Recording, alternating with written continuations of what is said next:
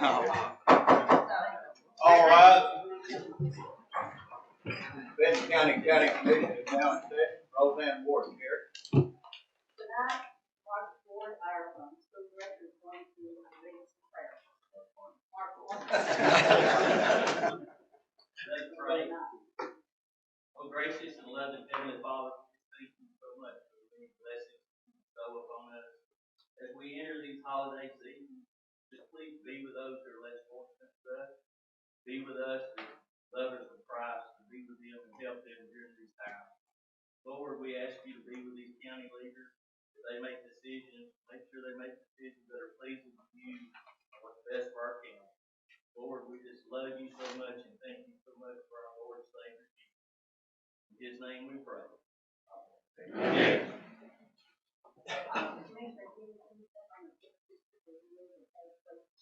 I pledge allegiance to the flag of the United States of America and to the republic for which it stands, one nation, under God, indivisible, with liberty and justice for all.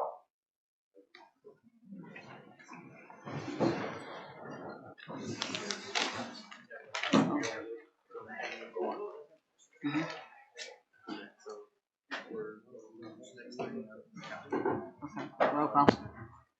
Before the roll call, I would like to say on behalf of the County Commission and Mayor Ward and myself that we would like to say thank you to the Industrial Board and the Jennifer Wheatley, our Executive Director, and Lori Matlock, Chamber Director, for the meal that they provided to us tonight. I say thank you.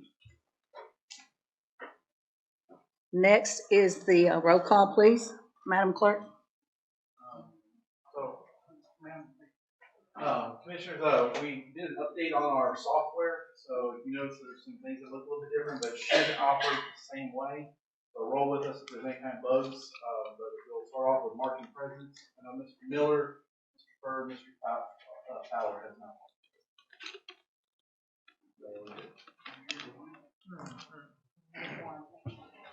Okay, we do have a quorum. Next on the agenda is the Citizens Forum. May I have the sheets, please?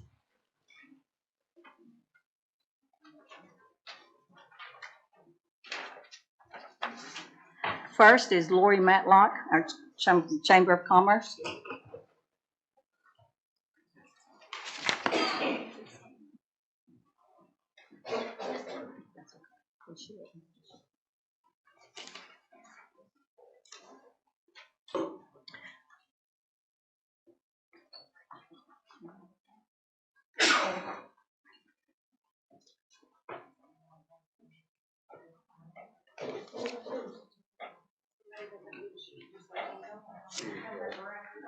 While Lori is passing those out, let's go ahead and take a vote on to approve the agenda tonight. Does everyone approve? We need a motion and a second, please.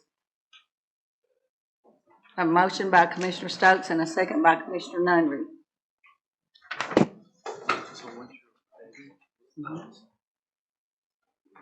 No, that's not.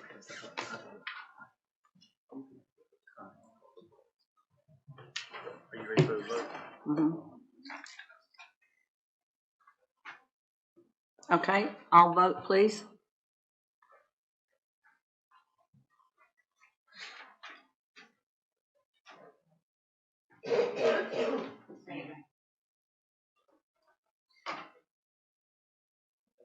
You may wish to change your vote. Motion 18 yes. Okay, now you recognize Lori. Thank you. Thank you all for allowing me the opportunity to be here tonight. I really appreciate this. My presentation will probably not be near as well as Ms. Wheatley's and the IDB board. I am just very grateful to be a part and housed together with what they do, and I'm glad that they got to explain those things to you and get things out in the open and become more familiarized with each other.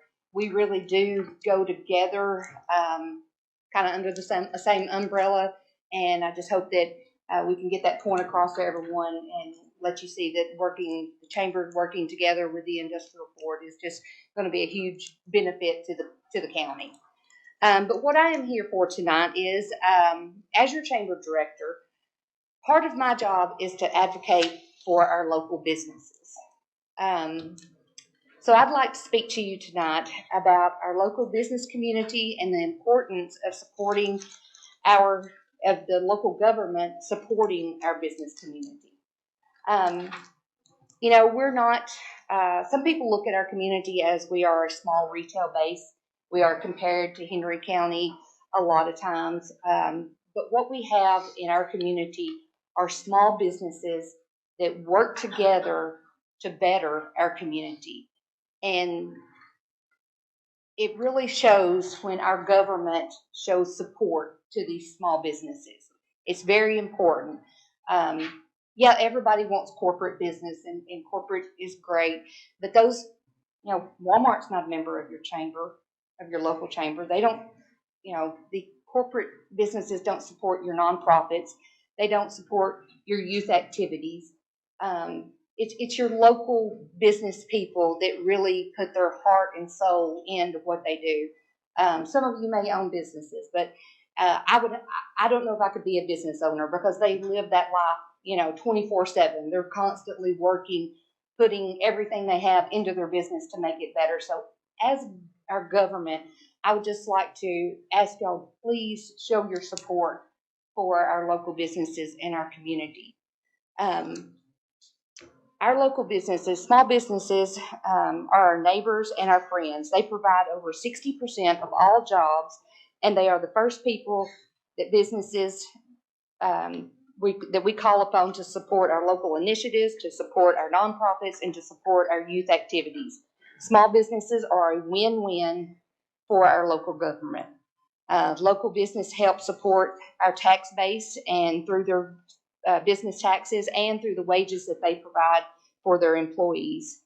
Did you know that every time $100 is spent at a local business, $68 stays in our local economy? So that's very important to our local economy. So when small businesses thrive, then our county and our community thrive. So the information that I handed out to you is about a Shop Local campaign that the Chamber has been doing. Shop Local Small Business, supporting small business, started November the 1st and it goes through the end of December. Now, of course, we all know this should be done year-round. It shouldn't just be during the holidays or at the end of the year.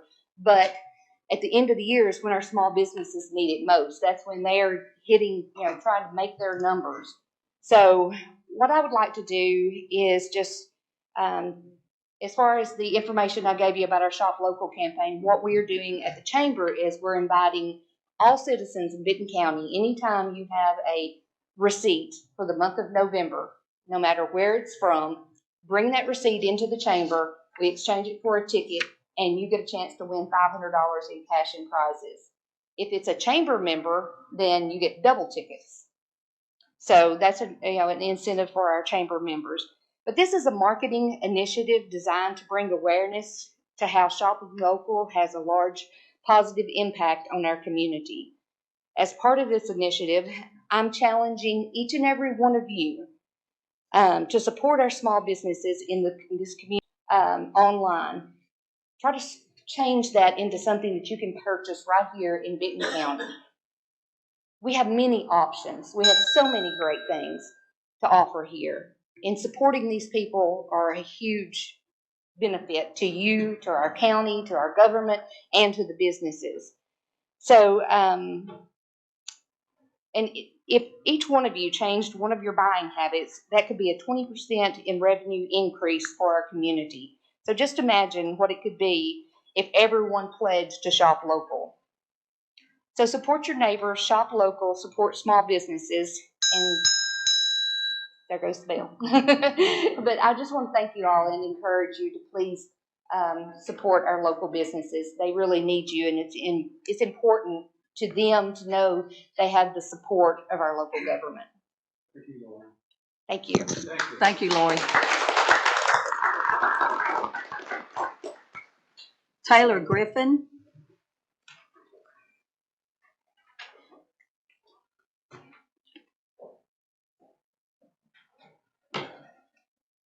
Hello. I'm going to kind of piggyback on what Lori said.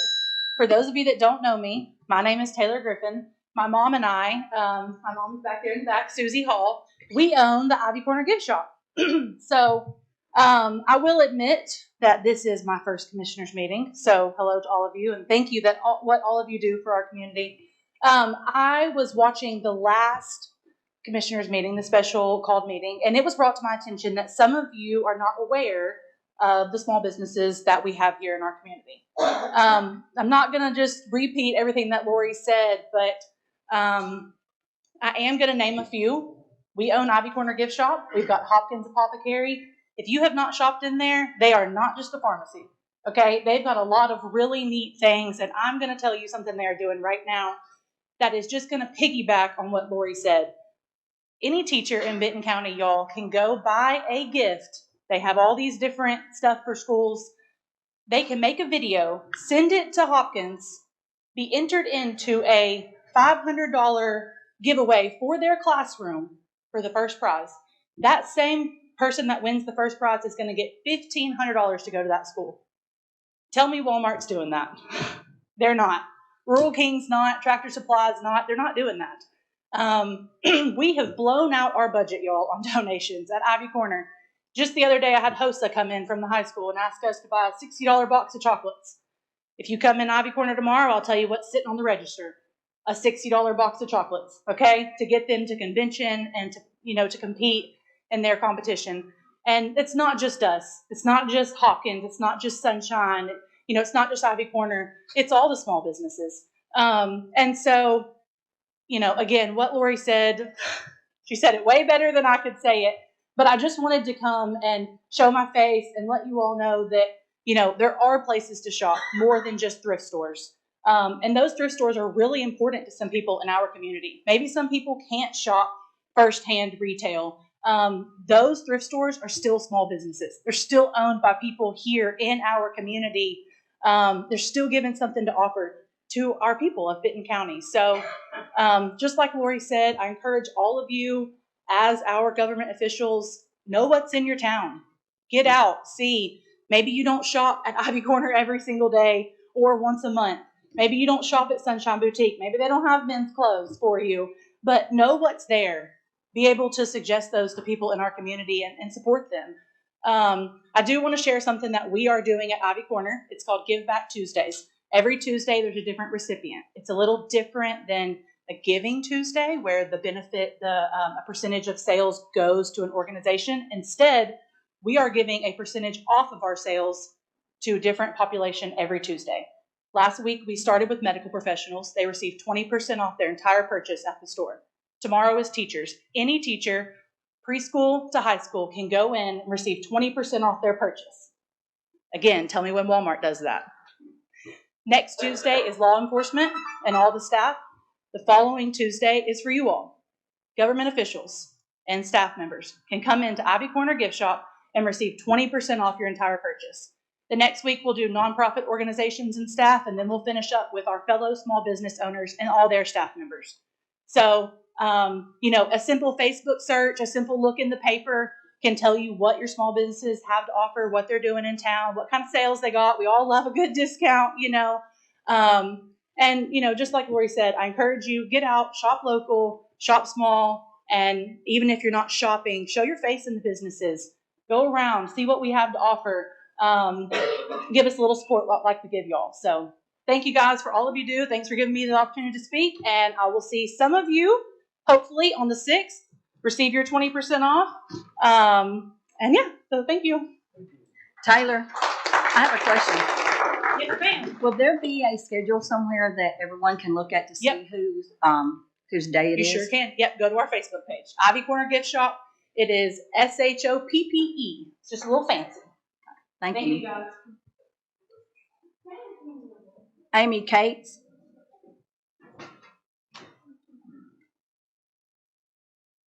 We have a shop in the same place. Have our shop local shirt on. We have shop local shirts Yay! Turn right so you can see. I had not planned to speak, but I think most everybody, Sunshine Boutique has been in business for 11 years. I'm actually your athletic trainer for the football team. So if you come to the football team and you see the crazy lady running on the sidelines with a black bag, that's me. Also, I'm the treasurer of the quarterback club. I've got to quit saying, I got to start saying no to some of these things, but I know, I'm so glad the Ivy Corner has joined up with us. We loved Brenda and the ladies all those years. I think Taylor's great. I cannot tell you how much we appreciate having Lori back. I mean, it made a huge difference when she used to work for the radio. I cannot believe how much help we've had just since she's been in office as far as promotion or maybe telling us something else that's going on in the county. For you guys, we do personal shop.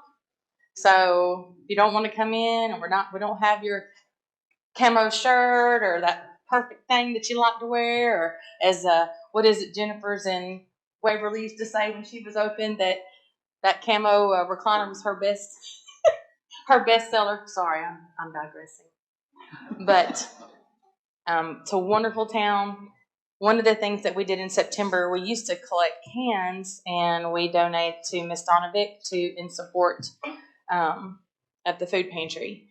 So we had to kind of change the way we did things because of COVID.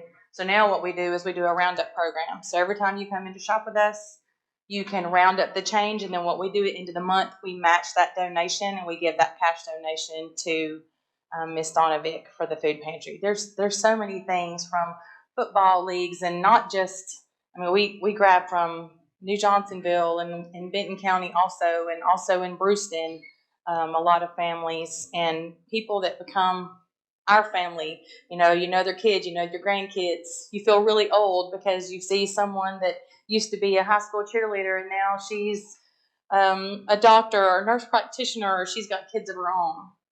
So we would love to invite you out because we're a really cool group of girls.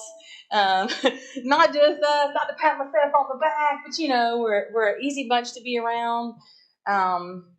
She was talking about True Pharmacy, but not just shopping local, but if people from other towns come to shop with us, guess what they're going to do while they're here? They're going to get gas at Casey's or one of the fuel stops. They may stop by and get something from Trulls. They're going to stop at a restaurant, and that's what we want. We don't want them just to come. I don't want them to come to Benton County for Sunshine Boutique. I want them to say, hey, while you're here, do you know that Taylor has up at Ivy Corner? Or do you know that Trulls has this going on? And by the way, you can get a great meal, stop by at one of the restaurants, whether it's Mexican restaurant or going through Pappy's, or even if it's going through Sonic. I remember one of the biggest things is when we used to, Karen Hudson and them back, oh gosh, this is when we very first opened, 2011. They used to have all these big events at the industrial park. It was so busy, not just us. I remember McDonald's used to sell out of sweet tea, and I know that sounds funny, but have you ever heard of McDonald's going out of sweet tea? And that's what would happen when we would have people here visiting from the industrial park. And all those people ate inside of our county, they shopped inside of our county, they got fuel inside of our county. They were giving their tax dollars to the hotels, motels here, so it all makes a difference. And if you do need help Christmas shopping, Taylor does the same thing. We will help you shop for your ladies, your daughters, your girlfriends, and wrap and deliver for you. But thank you so much for everything you do. It's been a while since I've been here. I've been a little busy. Again, I said I'm going to try to say no, but I'll be here more if you need me. All you have to do is say, Amy, get your butt in there. I'm here. I'll do it. But thank you very much. Sorry for all the ums tonight. I just was not as prepared as I wanted to be.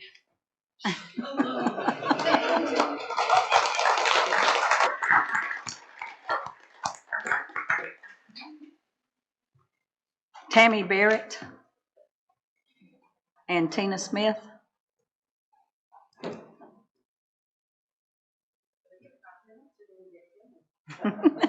Well, since there's two of you, you can have 10 minutes. We happen to be sisters, so we may fight over who gets to go first and who gets to say what. My name's Tammy Barrett. I work for a company called Fast Access Healthcare. We're very, very happy to be a part of your company. Your county. You operate as a business as a county, and that's something that we want to support. This is my sister. Her name is Tina Smith.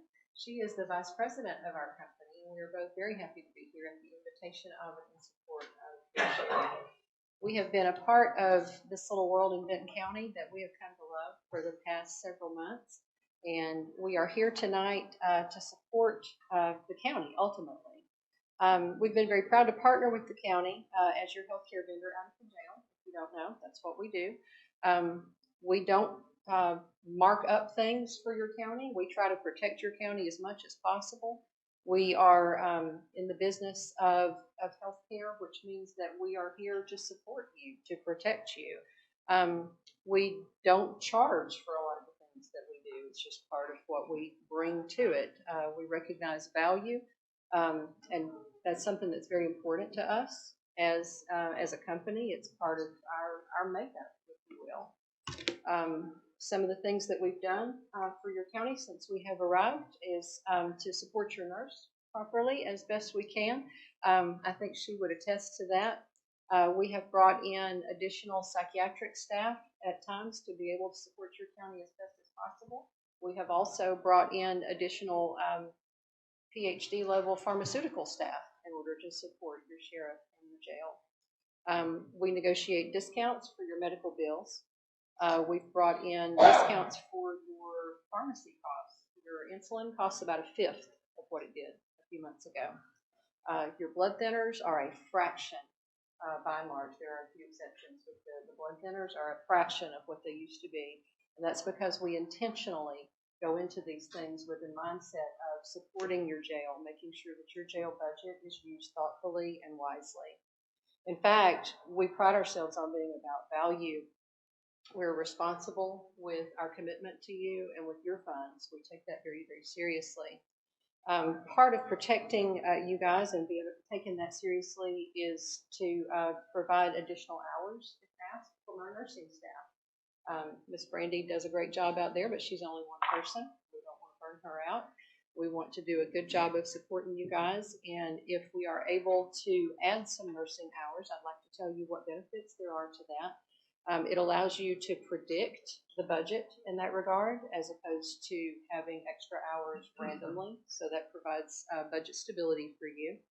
Having her there additionally, beyond what she's been in the past, also provides some less reduced risk for you guys. Because what happens is, believe it or not, those guys over there are kind of smart. They figure out whenever the nurse is there and when she's not. And you can kind of fake some things to other people that you can't to a medical professional. The bottom line is, anytime you have a medical professional in the building, you're going to have reduced risk for the county, reduced exposure to the county. That's something that we see statistically across the state and beyond. We also find that this reduces the send-outs, which reduces those bills. I was talking to your nurse just a little bit ago about an example where she wasn't on site. They didn't know what to do, and they did what you or I would do, because I'm not a nurse or a doctor. You call 911. So they called 911. She says that she thinks she would have gone a different route because she has medical training that I don't have, that you probably don't have, and I'm assuming. I apologize if some of you guys are, in fact, medical professionals, no offense intended. What we find is that because we reduce risk and because we have medical staff on site more hours, the more hours there are that they are there, the less risk there is for the county, the less cost it is for the county in the big things. Because sending that patient out to the emergency room presents a situation where you've got a couple of $1,000s that you're paying instead of the hour or two it would have taken the nurse to address the situation. Does that happen every time? No. Does that happen a lot? Yes, it does. What we want to be is value added for your county. However that looks like to you, we will be there to support the sheriff and the county. I'm out of time, but I would like to defer to Tina Smith. She leaves me at the bell. Well, you get another 5 minutes. Yeah. You guys are very kind. I just wanted to mention our CEO, our medical director. His name is Dr. Jonathan Curley, and he comes from a very small town in East Tennessee, well, East to Middle Tennessee, called Sequatchie County. That's Dunlap, Tennessee. And he has spent a little over 15 years being the EMS director and managing their inmate health care contract, and has many, many times and occasions worked with commissioners just as yourself. I look forward to him coming back to town. We're in a partnership where we're going to continue to come to meetings and be a part of things for Sheriff Christopher. Our Dr. Curley would like to come. He's going to be here next week, Monday and Tuesday. where he's doing some training for officers. And he would like to extend the invite to meet with any one of you all to talk to you from experience, from working with commissioners, and educate you about litigious matters that you may not be thinking of or know that you could be faced with in the future. Again, I emphasize the word speak from experience. These are things over 15 years of time that he can speak to and give you examples that you can hear and process in a way that makes sense, or that you can then, understand some decisions that you're making in the future regarding your medical staffing at the jail. So we wanted to step back and give a couple of minutes as we're wrapping up for anyone to ask us any questions at this point. Again, this is a beginning step on this partnership. We are tickled to death to be here and to support Sheriff Christopher and Nurse Brandy, who's doing an excellent job for your community. Is there anything that we can answer for any of you all while we are here? Is that allowed? Yes, it is. I know some commissions don't.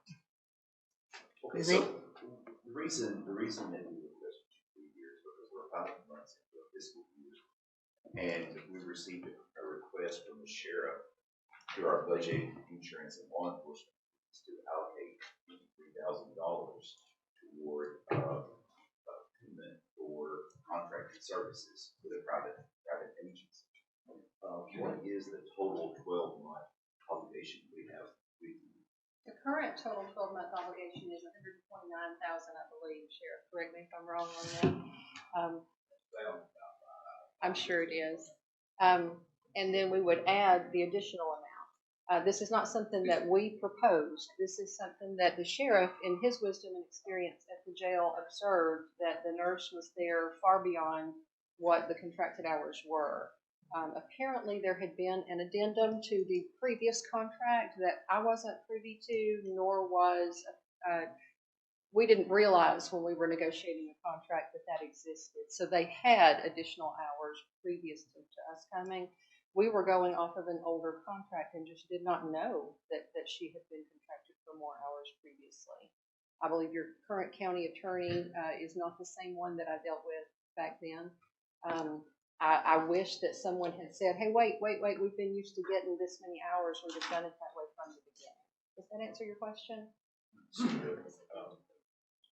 And I'll be glad to address it further. You just direct. So that cost, that $53,000 is in addition to the $129,000? Yes, sir. That cost is for 16 additional hours of nursing coverage, which would also involve weekend on-call coverage. So that the way we have it structured, there would be a nurse available, but she wouldn't be charging you unless she actually came out. There's a flat fee just to have her available. And then if she were needed, there would be a charge there. So it protects you guys. It limits your investment there. It also gives you that ability to have somebody there to answer the phone that doesn't have to be Brandy 24/7. It can be somebody else to keep her from wearing out. And you have all those medical minds available to you anytime that you need to. It would be 7 days a week at that point. Well, it was withdrawn by the sheriff because we just didn't have some answers to this question. I understand. And that's what we're here for. And Dr. Curley would be happy to address. I would ask the question as the mayor. Yes, sir. If we get this bill in 3 months, right? Yes, sir.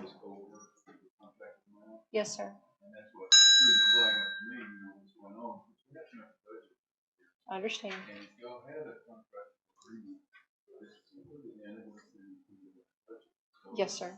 we want to know what's going on, and know for financial county, and that's why he agreed to withdraw this resolution. But what's going to happen? Still going to continue to bill us more than the contracted amount, or if you got a new contract with someone that I'm not privy to.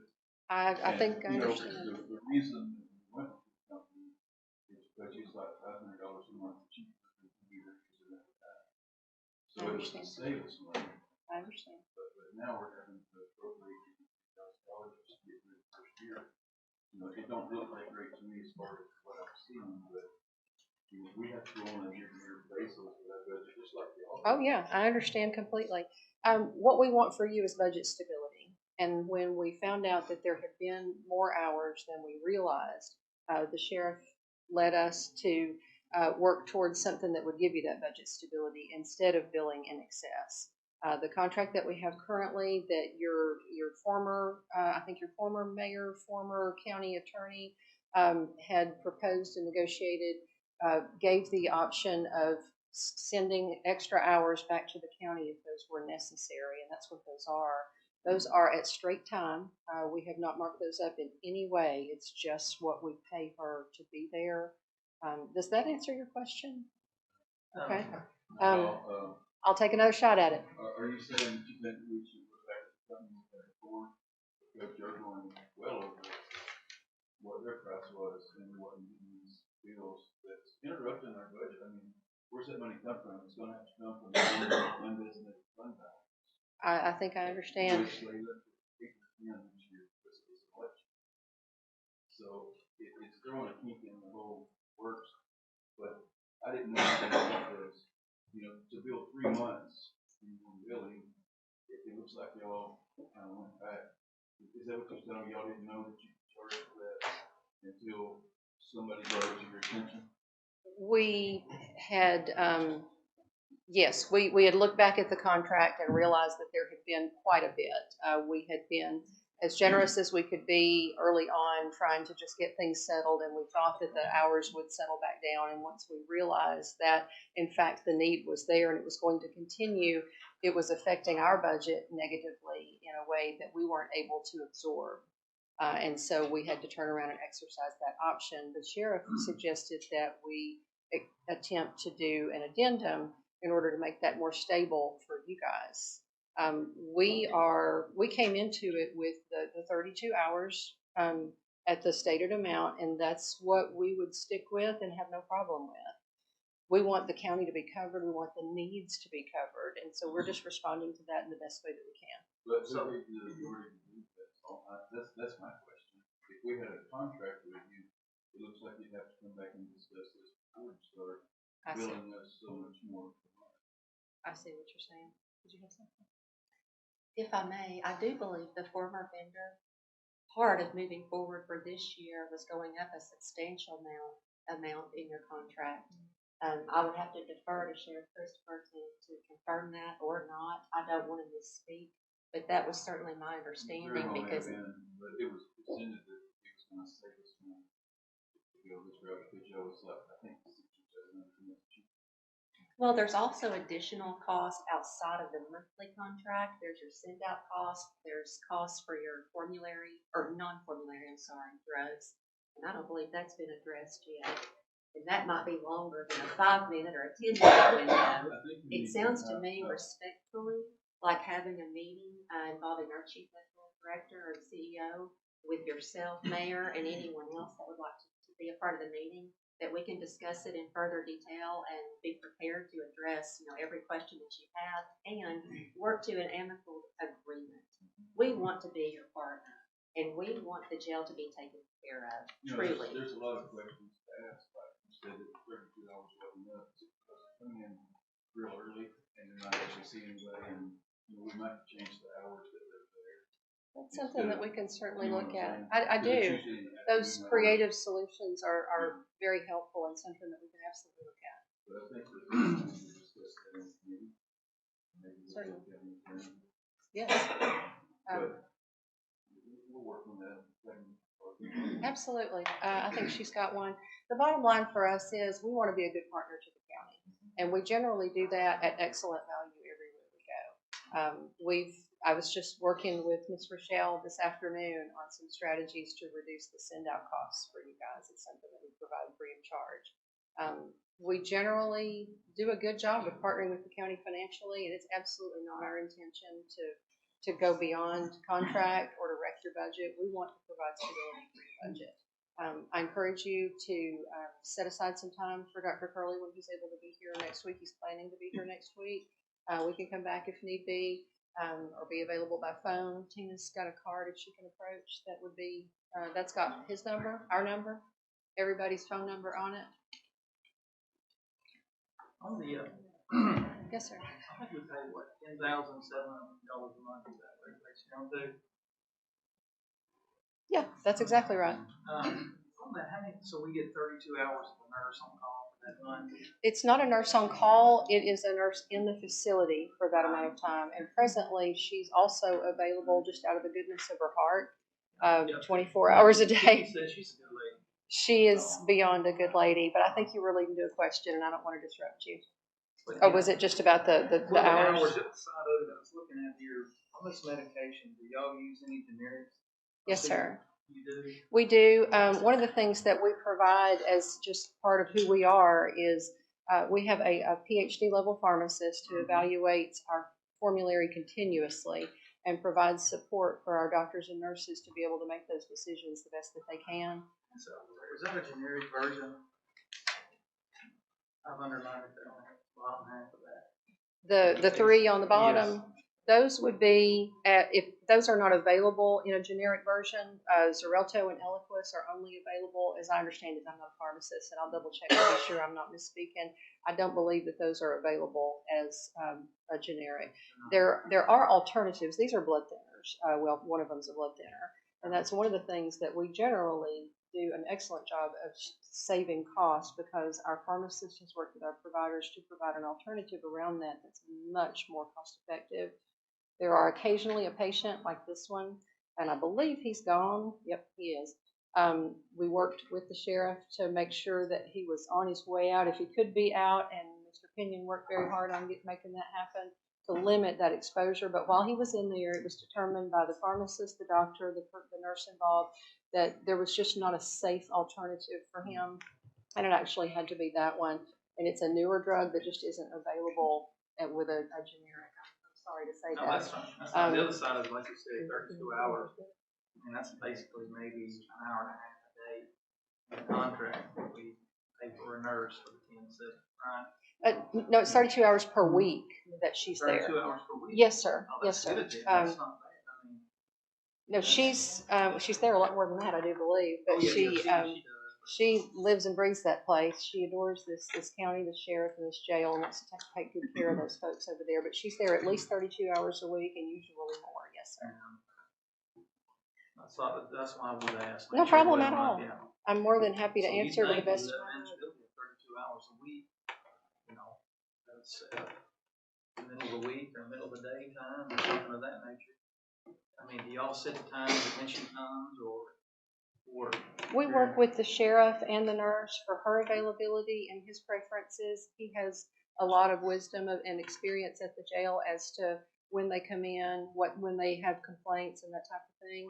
Right. And her schedule is worked under his supervision directly, so that the person that has the most knowledge and expertise is the one that's leading the show over there. Does anyone else have any questions? Yes, sir. Okay. Before I say this, I want you to know I don't care who has it. We need coverage to take care of. Understood. But we voted on, as a whole, understanding that we were getting the same thing as before. Okay. So with these changes, I'm wondering if we don't need to go back to the drawing board and compare apples to apples again and start over. Because you start adding addendums and this, you just don't know where you're at. It may not be fair. Certainly. And that's your option.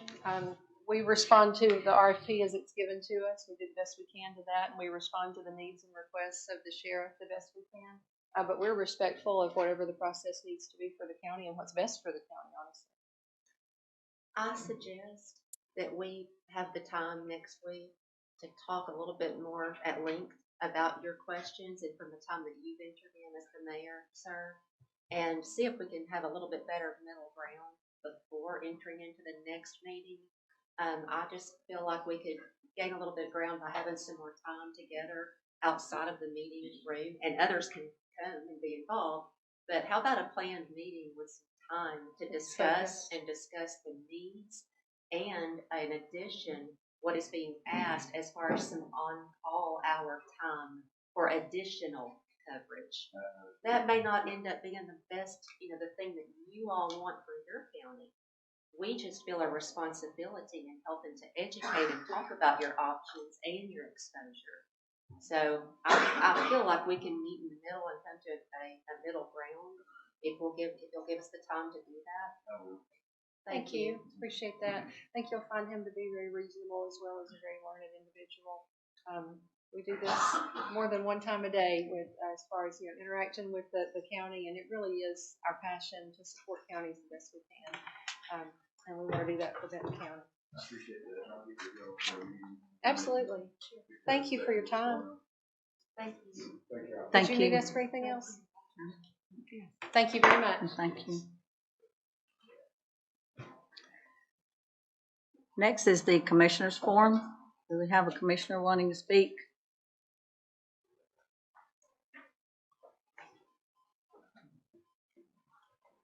You're recognized. So what I want to talk about is actually the first two resolutions, and that's just talking about it beforehand instead of into a resolution. Absolutely no disrespect to Commissioner Miller or Ward Plan, but I feel that those positions on the Decatur and Benton Sewer District are better served with involvement with somebody from the first district. And so that's what just kind of would like to have the opportunity to work with, get possibly somebody else appointed to those positions. Commissioner Miller, you're recognized. Benton Decatur County Sewer District is located in the first district. That's where our industrial is going to start in Benton County. And I think all the districts of Benton County have a say. We have Justin Thornton from the first district already up there to represent that. We have two on the board from Decatur County. I'm not sure either one of those are commissioners. But we need representation from all of Benton County up there. Because what that board does up there affects people in Big Sandy just like it does in Halltown. Thank you. Anyone else? I want to respond. I meant no disrespect to anyone when I make an appointment. I promise you, it don't matter to me who's on the board. I don't want to see personalities on our commission side over the appointment and then have bad feelings with each other. I apologize if I didn't talk to everybody enough. As you can see, this agenda, I've worked all month trying to come up with all these positions, so it's not a slight for anyone. I honestly think those two guys, mainly, I mean, y'all, let's face it, Ward was one of my worst nemesis during the election. Everybody knows that. He's done part in school when I sent your school, but he's doing a good job on the board. Kenneth knows he comes to every meeting. That's the board that you have to be able to come to a meeting at 8:30 in the morning. That's when they always have it. So that was the reason I made my decision. But you're not gonna ever make me mad. You don't vote for one of my appointments. Hopefully that makes my vote different. So we'll never have any hard feelings with you for my appointments. To move forward to that. Our best to do what's best for the county. And agree, no hard feelings at all, just wanted my thoughts. I understand your concern. Commissioner Price? Thank you, Madam Chairman.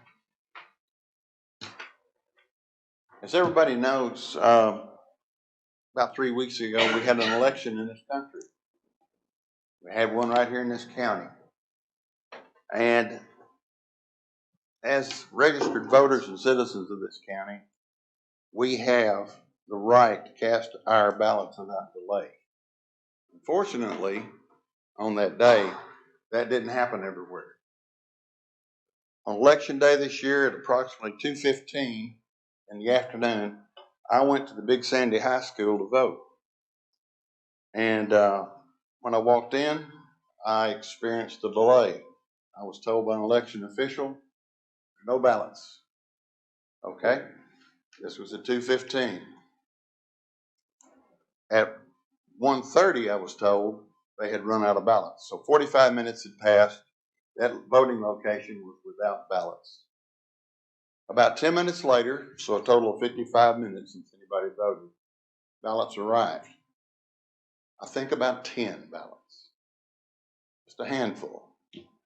The remark from the election official was, what am I supposed to do with these? Like, there's less than 10, and there were. So once these arrived, they were gone within just a matter of minutes. I was fortunate enough to be able to be one of the folks who got the vote. So I thought, I better stay around here and see how this is going to turn out. Well, those ballots were gone, and I witnessed voters arriving to cast their votes. And they were told no ballots, so the majority of them turned around and left. And I can't repeat some of the comments in this meeting. That's what I heard. It was embarrassing, folks, I'll tell you that right now. So they were told there were no ballots, voiced their displeasure, they left, they're gone. Some did come back, in all fairness, because I stayed there long enough, I saw them come back. So about an hour later, after they ran out of those 10 or so, more ballots showed up, and the election official counted them right there in front of me. There were 45. And I thought, you know, this is not right. We got to do something here. So what did I do? I called the Benton County Election Commission. I said, look, here's what's going on at Big Sandy. We're out of ballots. Yeah, we know. We'll have some there in about 10 minutes. Well, they didn't show up in 10 minutes. It was about another hour. So anyway, I contacted the Miss Beth Henry Robertson, who is the Tennessee Assistant Coordinator of Elections in Nashville. Explained to her what was going on. And she immediately got on the phone with the Benton County Election Commission. And they said, we're doing what we can as quick as we can. And she told them, you need to get a number of ballots to that location. So since then, I've also learned there were similar shortages at 2 other locations in this county, one here in Camden and Holiday, where we ran out of ballots.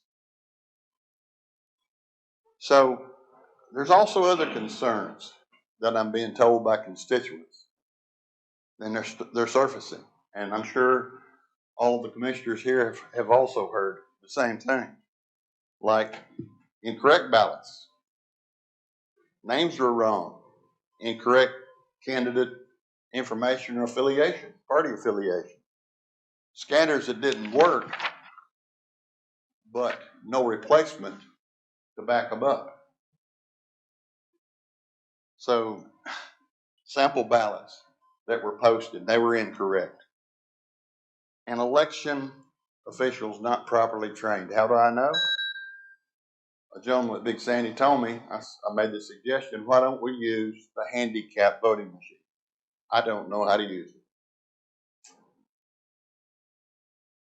Folks, this is totally inexcusable and unacceptable that during 2022, we haven't come out of the cave when it comes to voting. It's got to be fixed. So how are we going to fix it? We need to listen to our constituents out there, to what they're saying. It's their right to vote when they walk up to that voting location. They get a ballot, they go and vote, they put it in the machine, it's taken, they're happy, they go home. There were a lot of unhappy folks in Benton County during that last election. I'm requesting that this body ask our county mayor to send a letter to the Tennessee State Election Commission demanding that an investigation be opened regarding these matters. It seems like we got some major gaps in our voting process in the county. And that's all I got. Thank y'all very much.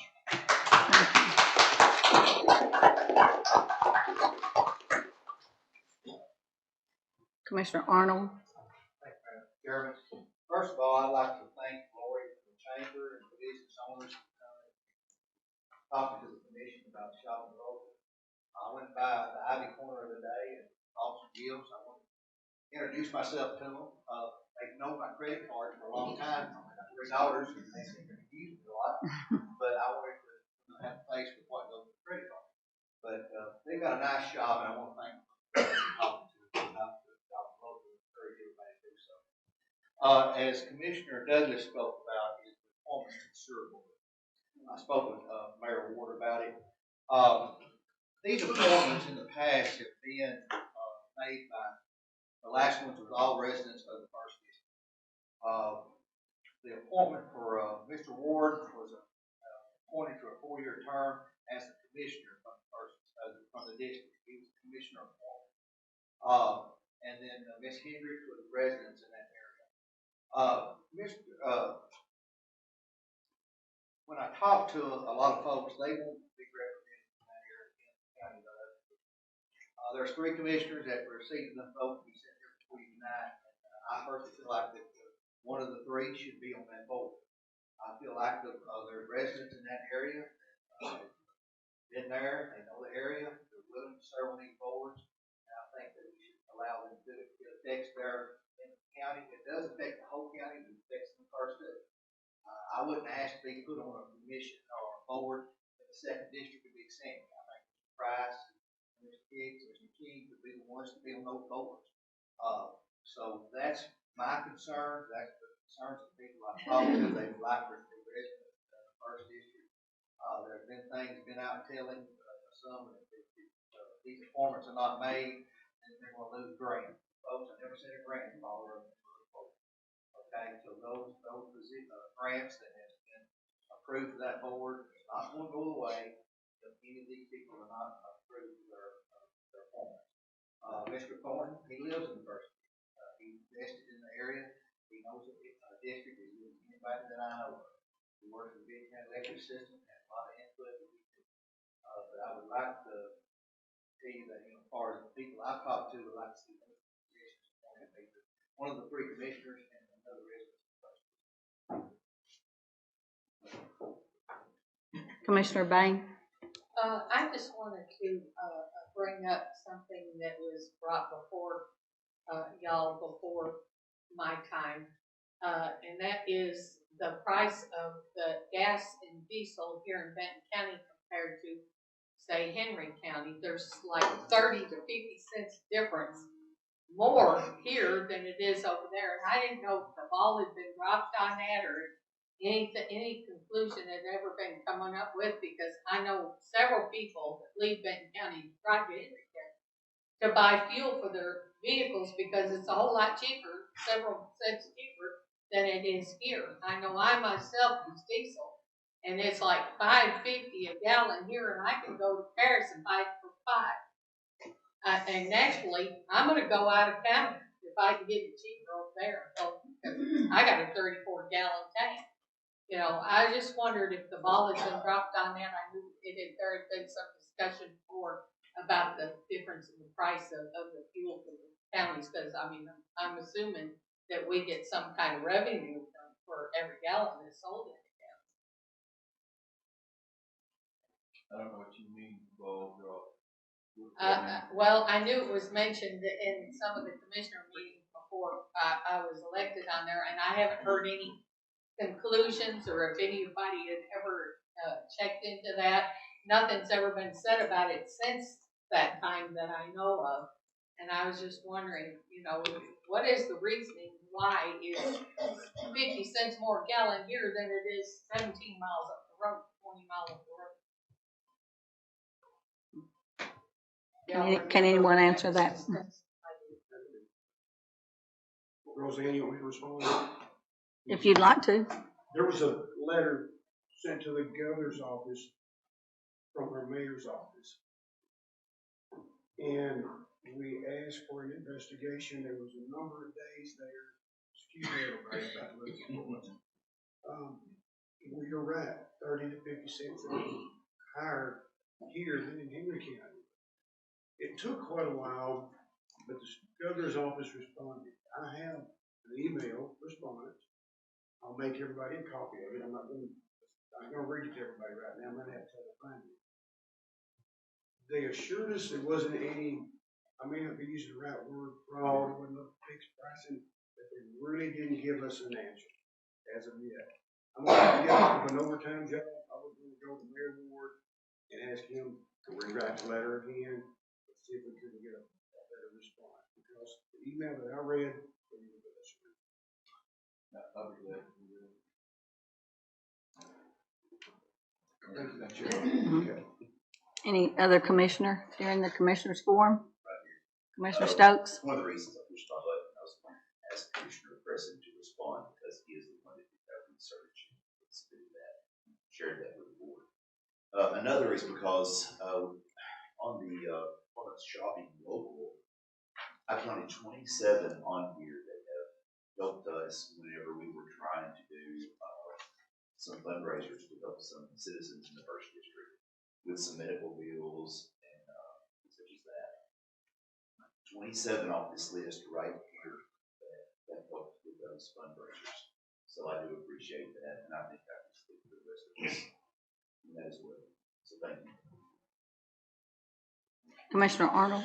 Yeah, one thing I meant to mention before I go is, this is the thing Mayor Ward and Mayor Packard in the back, and the city of Hammond, the city street workers. If y'all have driven around the square, you know it's all in Christmas lights around the square that the Downtown Business Association put up, and all the hard work that they've done. I want to thank the city mayor for all the nice Christmas lights that they offered the city. I think they deserve a big round of applause.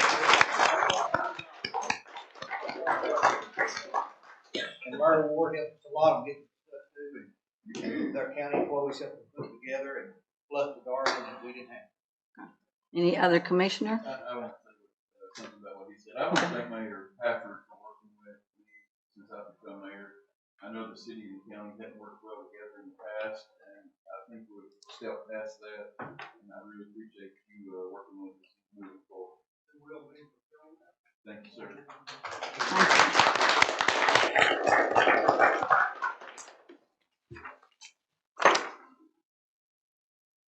Okay, number 4 on the agenda. Now this is, no, you should have spoke during the citizens forum, Mr. Plant.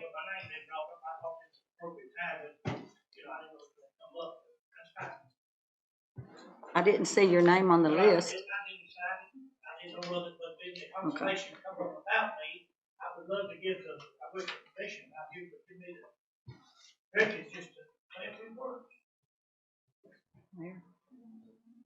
Okay. Okay, you're recognized.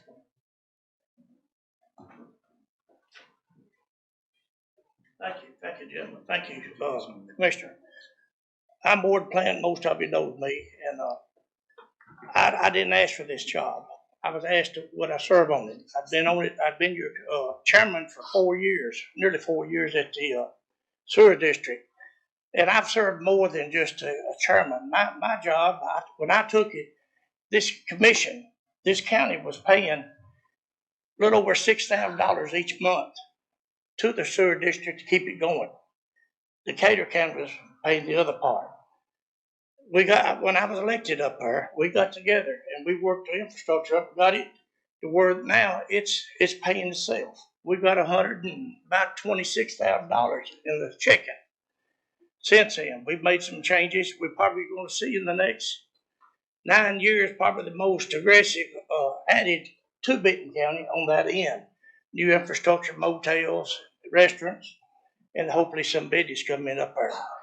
The sewer district is very, very important, not only for the first district. It represents this whole Benton County. And as myself as chairman, I didn't take it just as a voter. I don't go there and just vote. The things that have been done has been fiscally. I walked 10 miles back and forth on every rat trail up there servicing, and I'm probably the only commissioner, probably the only one on the board that knows every spot that out there, sometimes at midnight. I want you to know, whoever takes my position, if they do what I've done, like we said here, my phone has got an alarm on it. It goes out. I hit it. I fixally drive up and I get on the phone and we call and we get it working. You don't want to shut your businesses down. But it's more than just a vote. I have physically serviced this unit up here since I've been on it and made a lot of changes. There's a very expensive parts about it. You've got 2 big pumps that pumps from the low end to the high pressure side. And, it's something that you got to be able to support, to get up and go see to yourself. And whoever takes this job, I hope they've got a lot of time to spend on it. I spend sometimes 12 to 25 hours a week of going myself. And, what it needs, which it's a strain on it, it needs another position hired for that. But I've been serving that position to keep it from that. And, like I said, it's more than vote. My thought, if I'm in Big Sandy or whatever, my thought is for this county. It's not for First District and such. Of course, I favored it all my life. I lived there. And Mark knows I didn't vote for Mark. But Mark knows what he asked me to serve on it. And I said, I'd be glad to serve on it. And I'll continue right on. It's not a political spot by far. I mean, we vote. And the commission can come to every one. I've seen Kenneth there at about every meeting. And I've seen Rocky there, but I've really never seen nobody else up there. I've seen Roseanne come there in dispute times, but anyway, it's a lot more to it, and a lot of more knowledge to know. For instance, my phone's off for the calling when they want to hook up a new water line or a new sewer line or whatever. I get that call and I act to it. But anyway, I will serve if I'm elected by you, but if not, I will not hold no hard feelings either way. But that's what it amounts to. I'll be glad to serve. Thank you.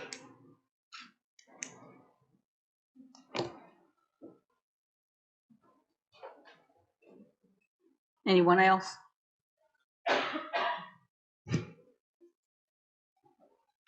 Okay, number 4 on the agenda.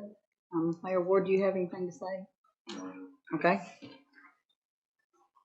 County Attorney, Mr. Melton, do you have anything?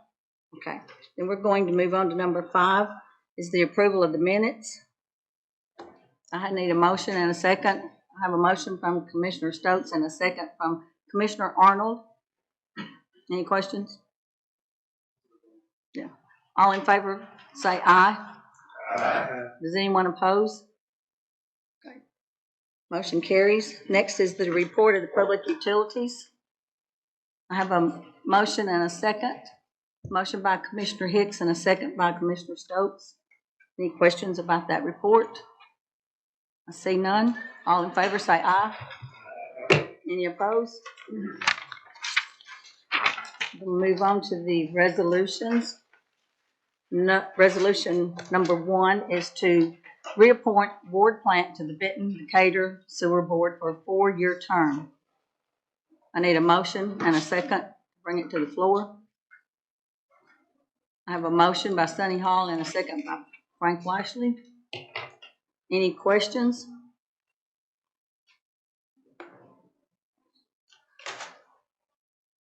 Okay, we don't have any, so if you're for Mr. Ward Plant, vote yes, and if you're not, you vote no.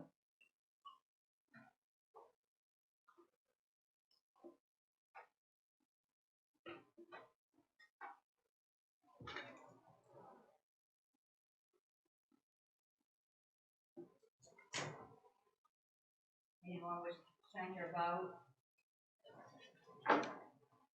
8 yes, 10 no. Motion failed. Okay. That motion has failed, so our mayor will bring another resolution next month before the board with a new name.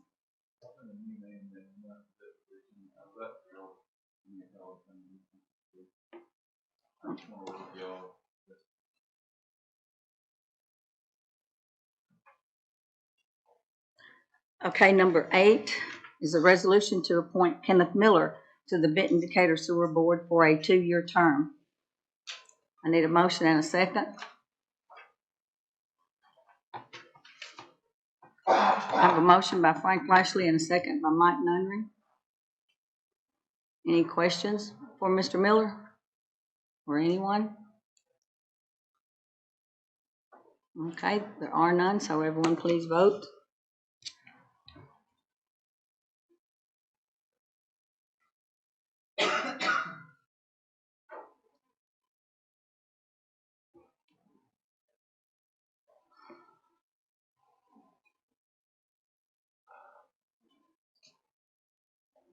Anyone wish to change their vote? 11 yes, 7 no. Okay, so Mr. Miller, you have been appointed to the board. Thank you, everyone. Appreciate it. Trying to do a good job.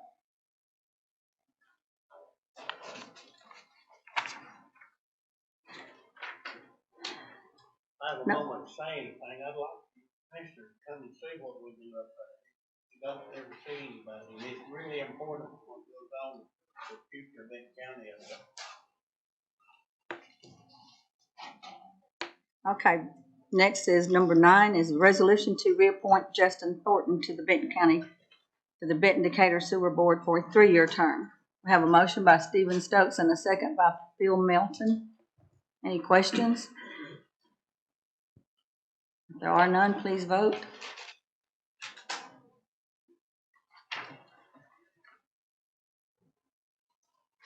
Anyone wish to change their vote?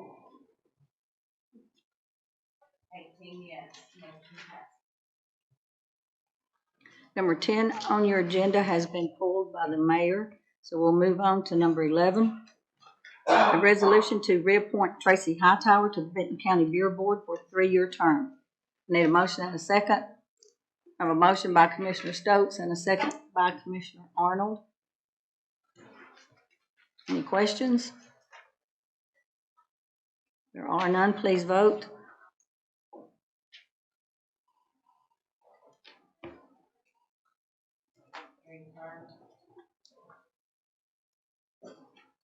Anyone wish to change your vote? 17 yes, 1 no. Motion carried.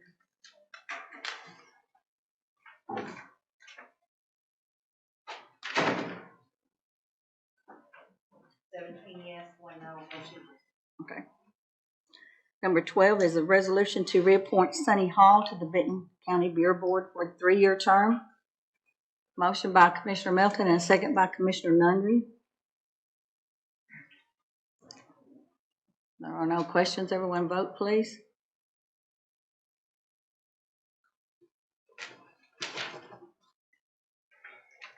Anyone wish to change their vote?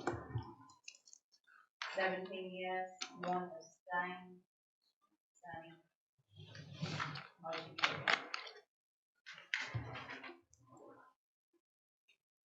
Number 13 is a resolution to reappoint Gary Furr to the Benton County Bureau Board for a 3-year term. I have a motion by Commissioner Fowler and a second by Commissioner Nunner. Excuse me. Mr. Melton, wish to. No, ma'am, no. Okay, there are no questions, so everyone vote, please.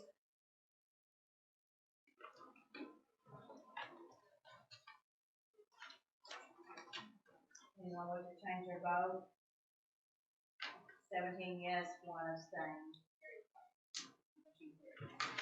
Number 14 is a resolution to reappoint Trip Palin to the Benton County Bureau Board for a 3-year term. I have a motion by Commissioner Stokes and a second by Commissioner Douglas. There are no questions, so please vote.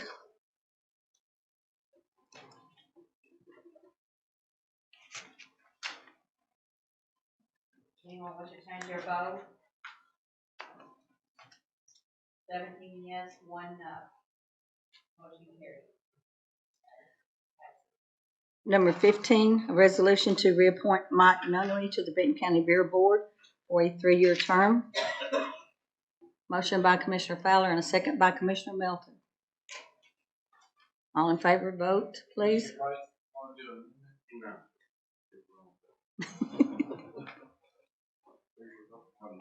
Yes, please, everyone please vote.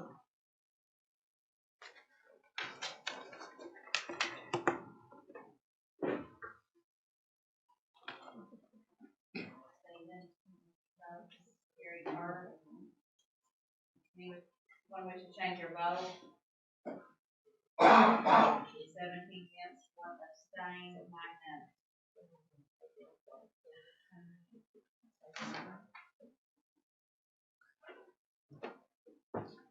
Okay, next is number 16, which is the resolution to fill 3 vacancies on the Civil Service Board.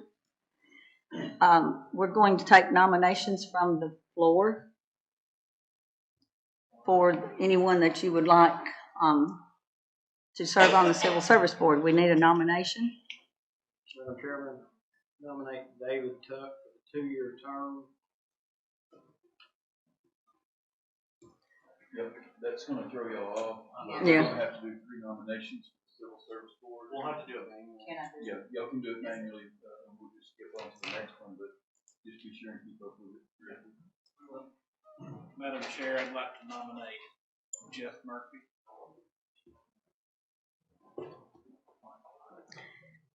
Okay. This is just a little confusing. Okay. This is one, you're voting for one person for a 2-year term, or however many people you'll nominate for the 2-year term. We'll go ahead and do it again after the 2-year term is filled, and then the 3-year term, and then the 4-year term. But we're I gonna didn't understand that. Yeah, we're gonna need 3 people for this board, a 2, a 3, and a 4-year term. Well, let's withdraw my Jeff. We'll do him on the next. So you have one nominee for a 2-year term right now. Mm-hmm. Which is David Tuck.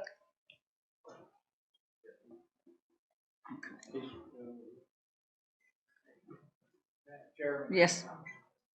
In the past, maybe I've been wrong, but you had these, you would have all the nominations at once, and then once you got the highest vote, you get the 4-year term, and one got the second highest, you get the 3rd-year term, and one get the least number, you get the 2-year term.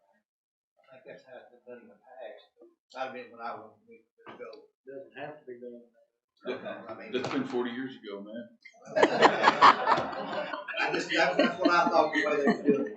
I'm taking the advice of the mayor how he wants this done. I just thought this would be less confusing.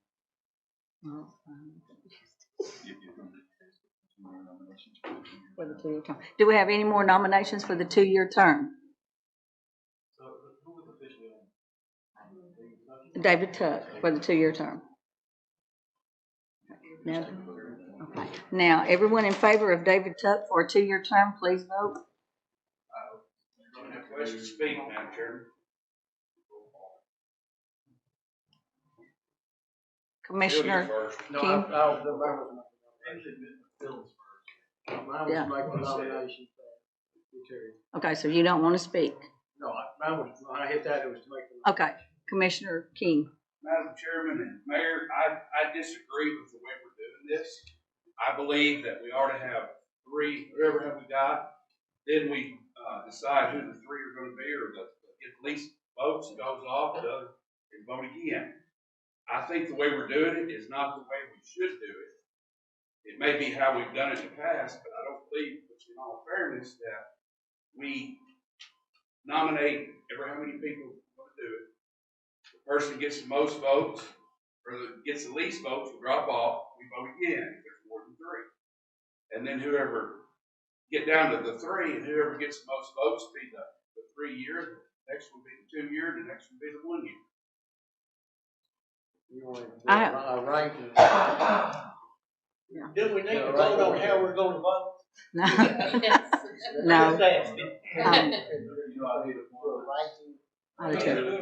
Yes, but we do it all at one time and not individually for 1 year, 2 year, 3 year. Okay. Listen, I was just trying to make it easier for you guys. I hate appointments because that's when you guys get mad at each other about things. And I told my wife this how many times.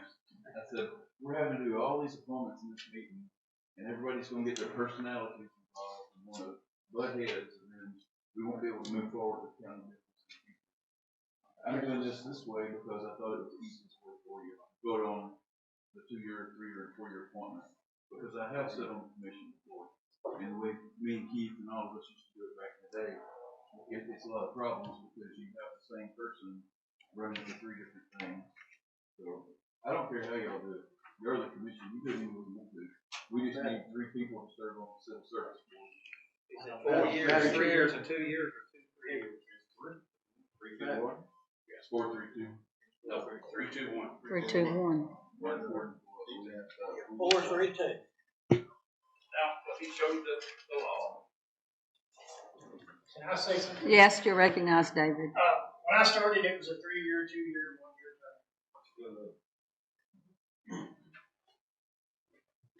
If that's the case, we just need to make an amendment to this resolution to change it to that.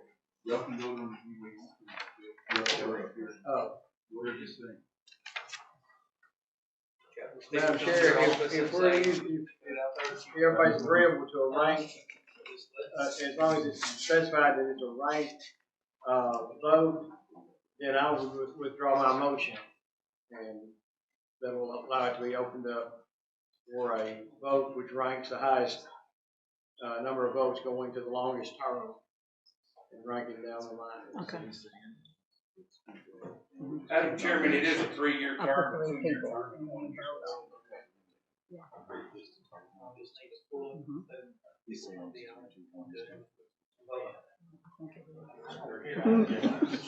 So it's 3-2-1.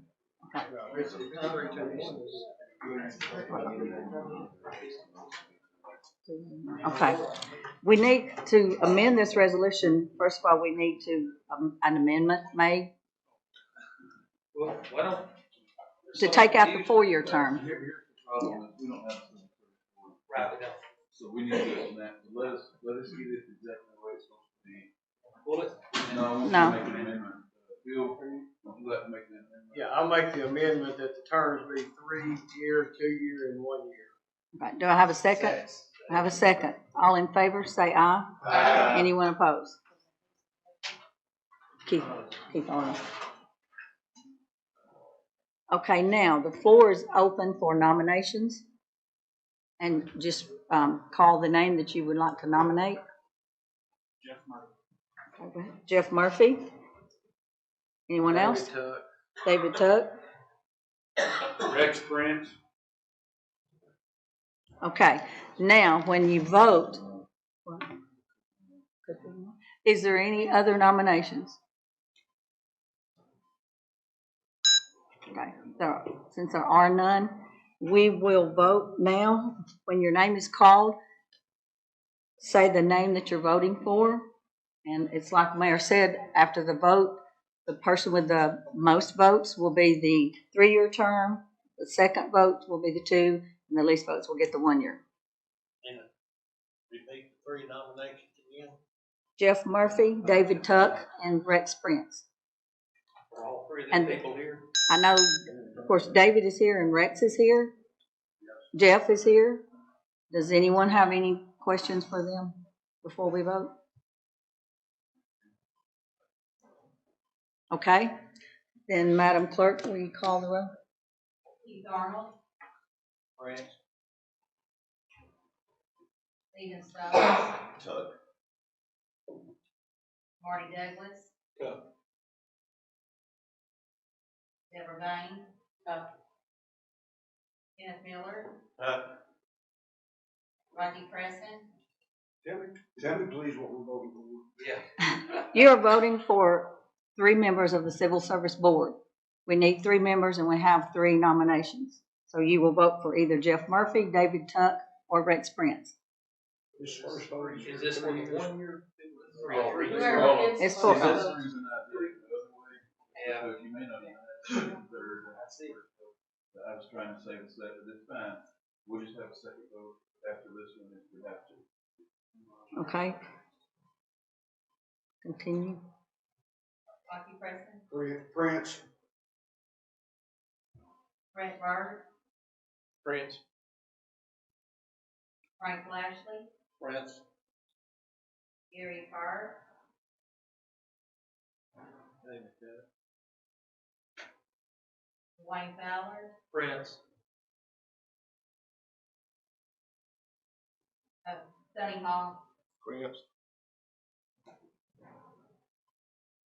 Bill Melton. David Tuck. Jimmy Kinnison. Tuck. Mike Nunnery. Tuck. Hosea Ward. Prince. Darrell Hicks. Prince. Jerry Price. Jeff Murphy. Harry King. Prince. Anyone wish to change their vote?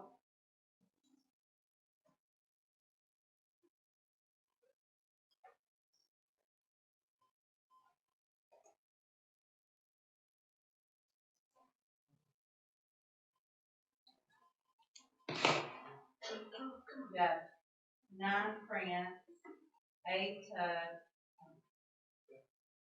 and 1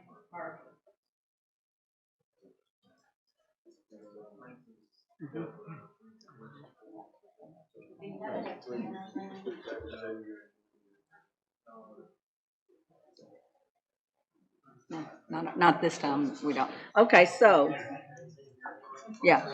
Rex Prince received 9 votes. He will be on the board for a 3-year term. David Tuck, you will be on there for the 2-year term, and Jeff Murphy, you will be on there for the 1-year term. And the mayor will decide on who the chairman will be. He will appoint the chairman. At a later date, so. Yeah, at the first meeting. Yeah. Does everybody agree to this? Is everybody satisfied? Okay, we're going to take a 10-minute break.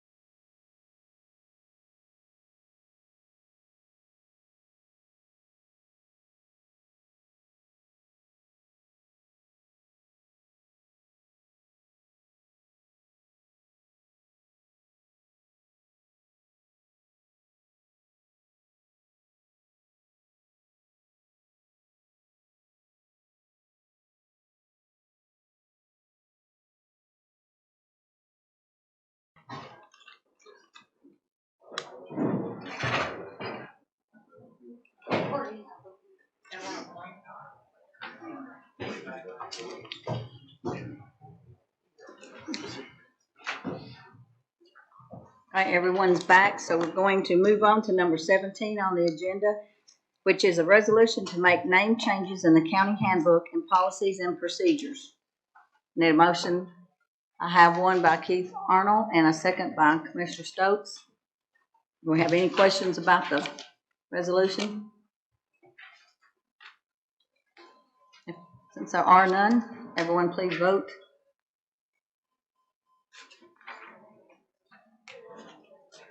And also, ma'am, we couldn't see before how everybody was voting, so Mr. Hill has fixed that for us, so that you can see it now. Anyone wish to change their vote? Motion carries. Number 18 is a resolution to review and approve bids received for replacement of the HVAC on a county-owned building. We have a motion by Commissioner Milton and a second by Commissioner Stokes. Do you have any questions about this resolution? I see none, so please vote.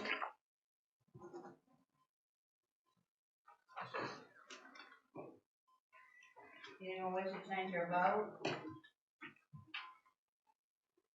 Motion carries. 18 yes.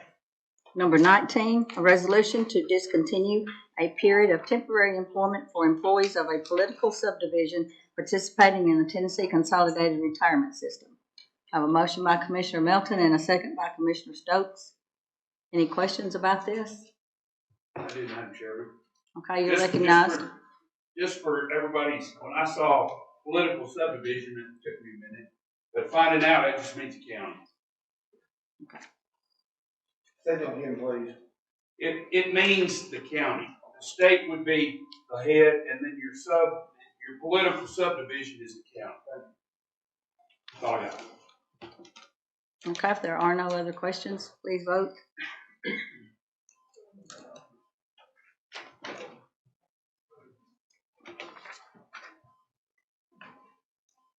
Anyone wish to change their vote?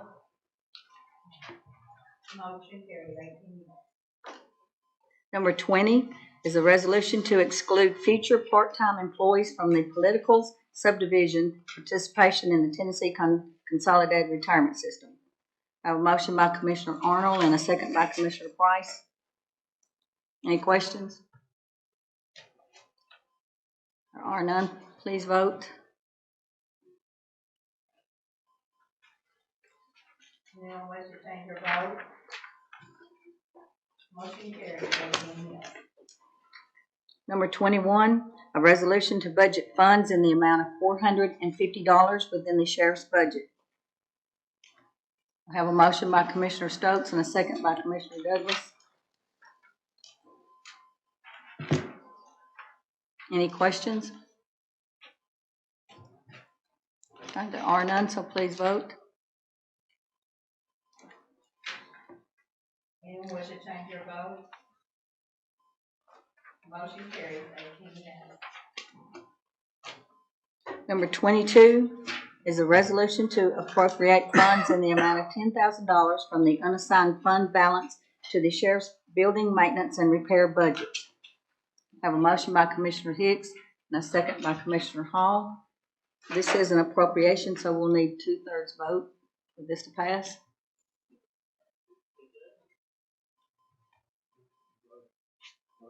Commissioner Hicks and Hall, motion second. Any questions? Please vote.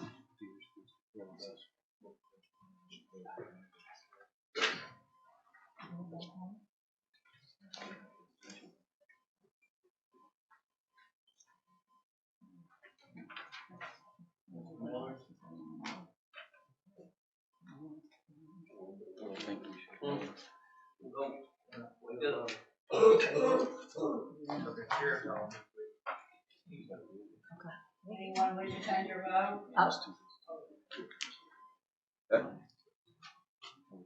Okay, the mayor would like to speak on this. We put $10,000 in the sheriff's maintenance, for the budget, and we're 4 months into it, and we've already exhausted that. So he's asking for more. I think what did property or budget say about this, Phil? We did not recommend. Is there a reason that we would recommend now?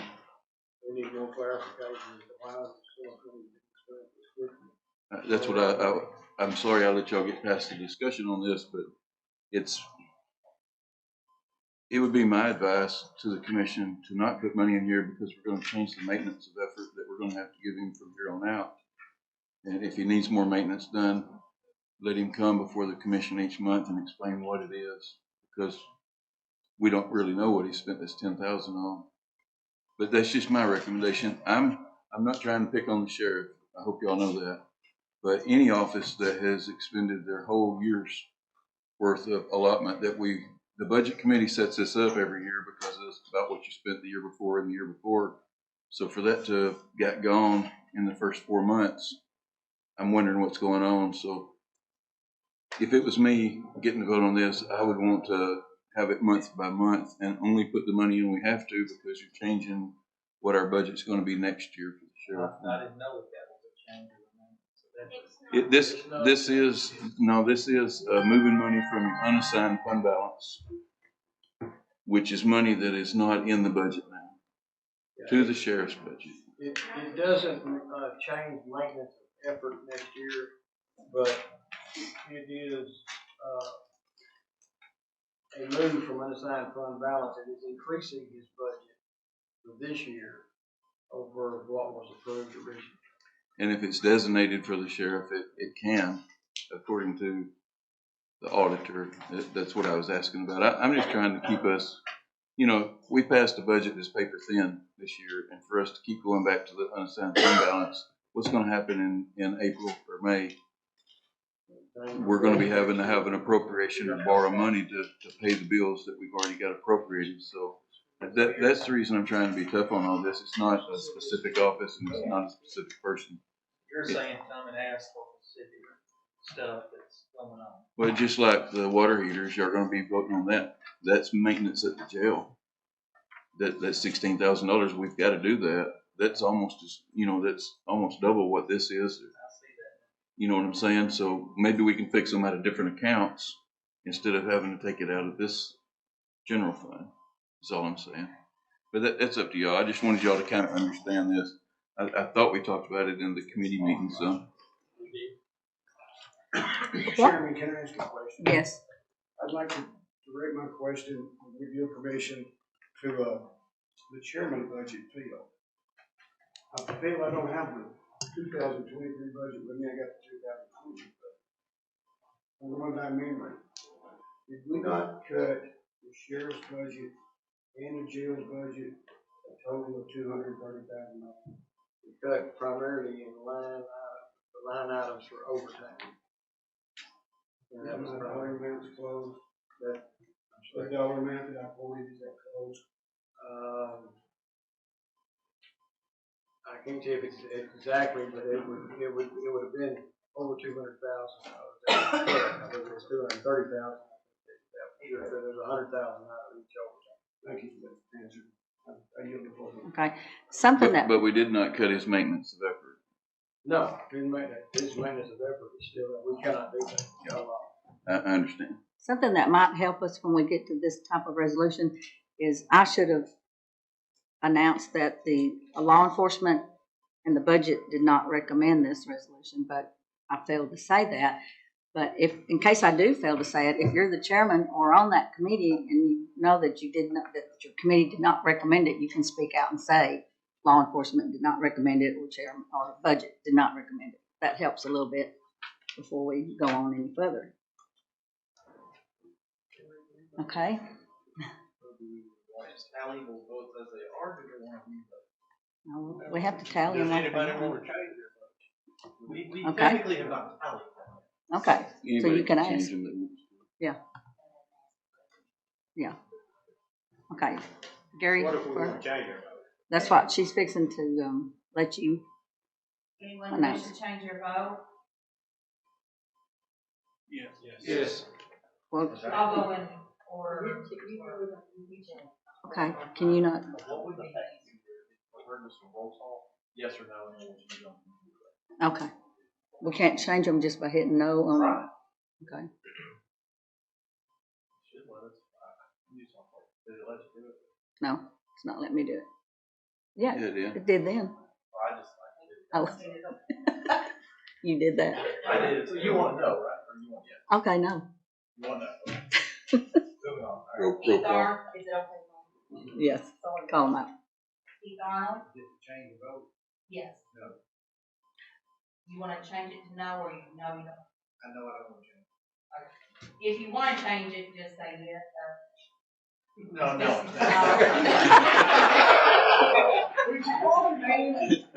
I tell her what the vote is. Okay. Yeah, how you want to vote when she calls your name now. So Keith Arnold, yeah. Keith Arnold, Stephen Stowe, No. Marty Douglas, No. Deborah Bay, My vote's yes, to keep it. Kenneth Miller, No. Rocky Preston, Yes. Brett Burke, No.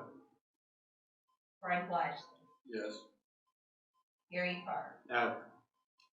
Dwayne Fowler, No. Sonny Hall, I stick with my vote. Bill Melton,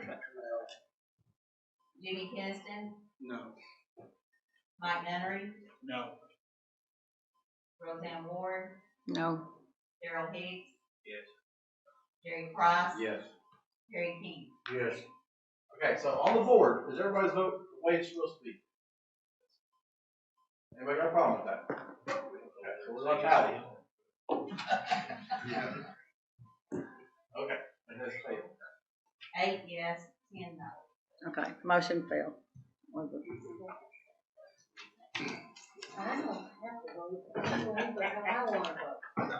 Number 23 on your agenda.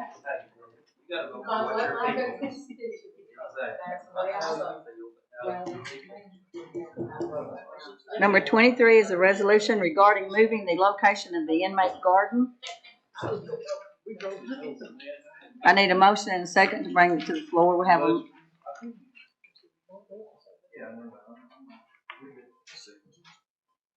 Okay. Okay, this is the resolution about moving the inmate garden. I have a motion by Commissioner Stokes and a second by Commissioner Price.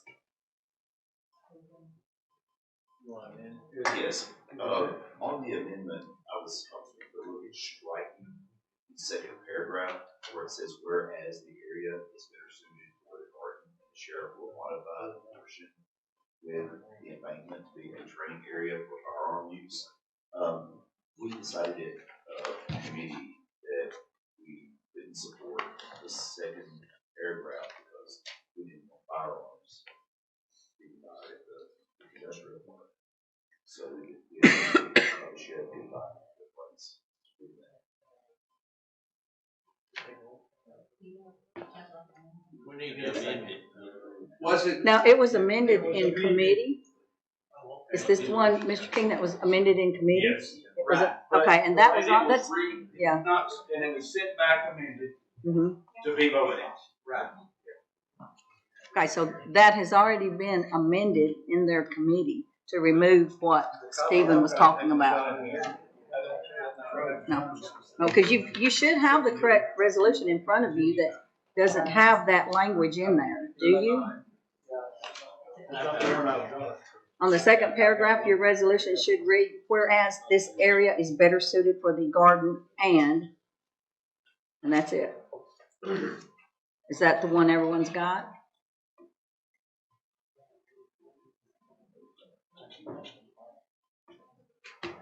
The new one was sent by email. That's right. Did everyone get the new one? That they amended in the committee? Okay, that's what we're voting on is the new resolution. Do you not have it, Stephen?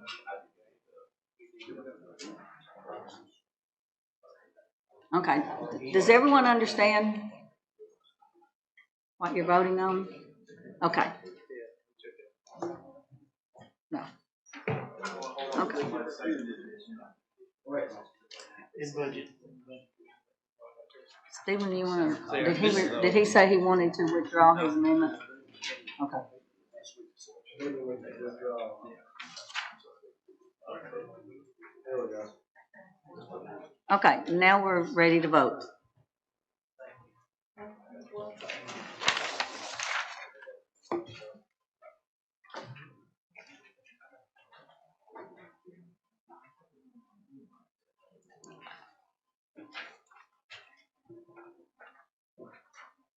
Jenny Kingston. Anyone wish to change your vote? 18 yes, motion carried. Okay. Number 24 is a resolution to budget funds in the amount of $3,537 for locks at the jail. I have a motion by Commissioner Price and a second by Commissioner Stokes. Any questions? This will also take 2/3 vote because we are appropriating money. Budget recommend? Yes. Okay. Any questions? Everyone vote, please. Anyone wish to change your vote? Motion carried. 18 yes. Number 25, resolution to transfer property, which is a treadmill, from the Sheriff's Department to the Sandy River Volunteer Fire Department. I have a motion by Commissioner Arnold and a second by Commissioner Stokes. Mr. Price, did you want to amend? I missed that on the second. Any questions? Okay, if none, everyone please vote.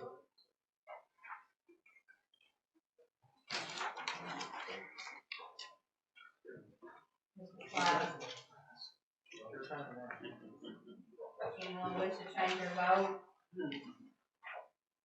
18 yes, motion carried. Number 26 is a resolution to budget funds received from the sale of equipment within the Highway Department budget. I have a motion by Commissioner Arnold and a second by Commissioner Melton. Any questions for Mr. Carter? And there are none, please vote.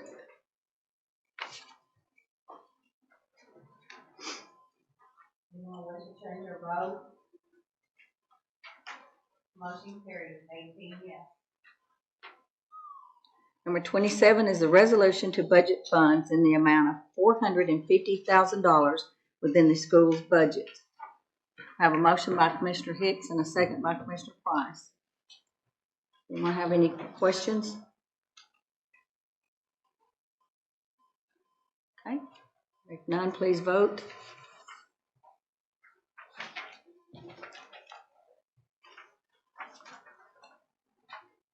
Anyone wish to change your vote? 18 yes, motion carried. Number 28 is a resolution to budget funds in the amount of $54,000 within the Department of Education's budget. I have a motion by Commissioner Hicks and a second by Commissioner Douglas. These are transfers within his budget, so. Any questions? If none, please vote.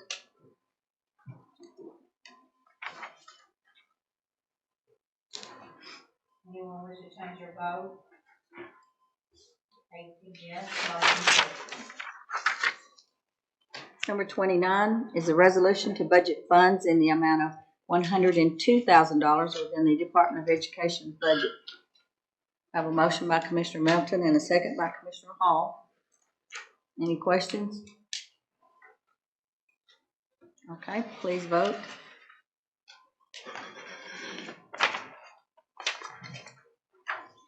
Anyone wish to change your vote? Motion carried. 18 yes. Number 30 is a resolution to appropriate funds in the amount of $1,700 from the unassigned fund balance to the trustees' budget to cover increased printing costs. I have a motion by Commissioner Melton and a second by Commissioner Hall. Any questions? Please vote.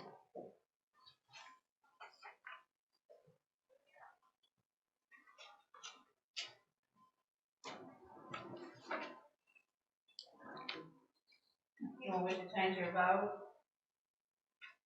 Motion carries 18 yes.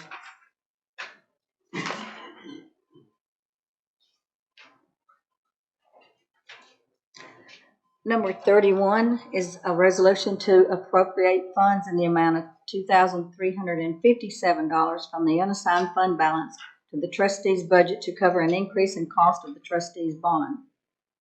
I have a motion by Hicks and a second by Hall. What makes the bond go up? Property Property value? Any other question? If none, please vote.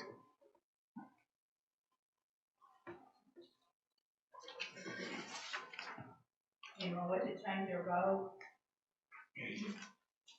Motion carries 18 yes. Number 32 on your agenda is a resolution to move funds in the amount of $1,000 within the assessor's budget. This is for his staffing changes. We have a motion by Melton and a second by Stokes. Any questions? Please vote.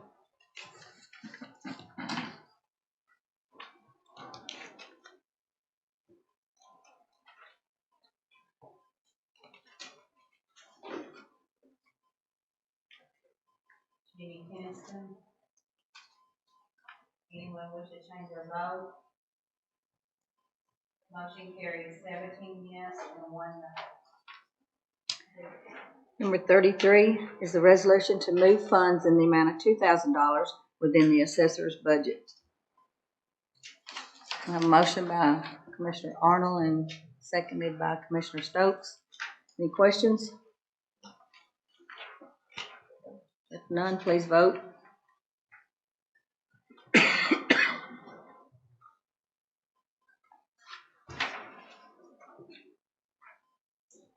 Anyone wish to change their vote? Motion carries 17 yes, 1 no.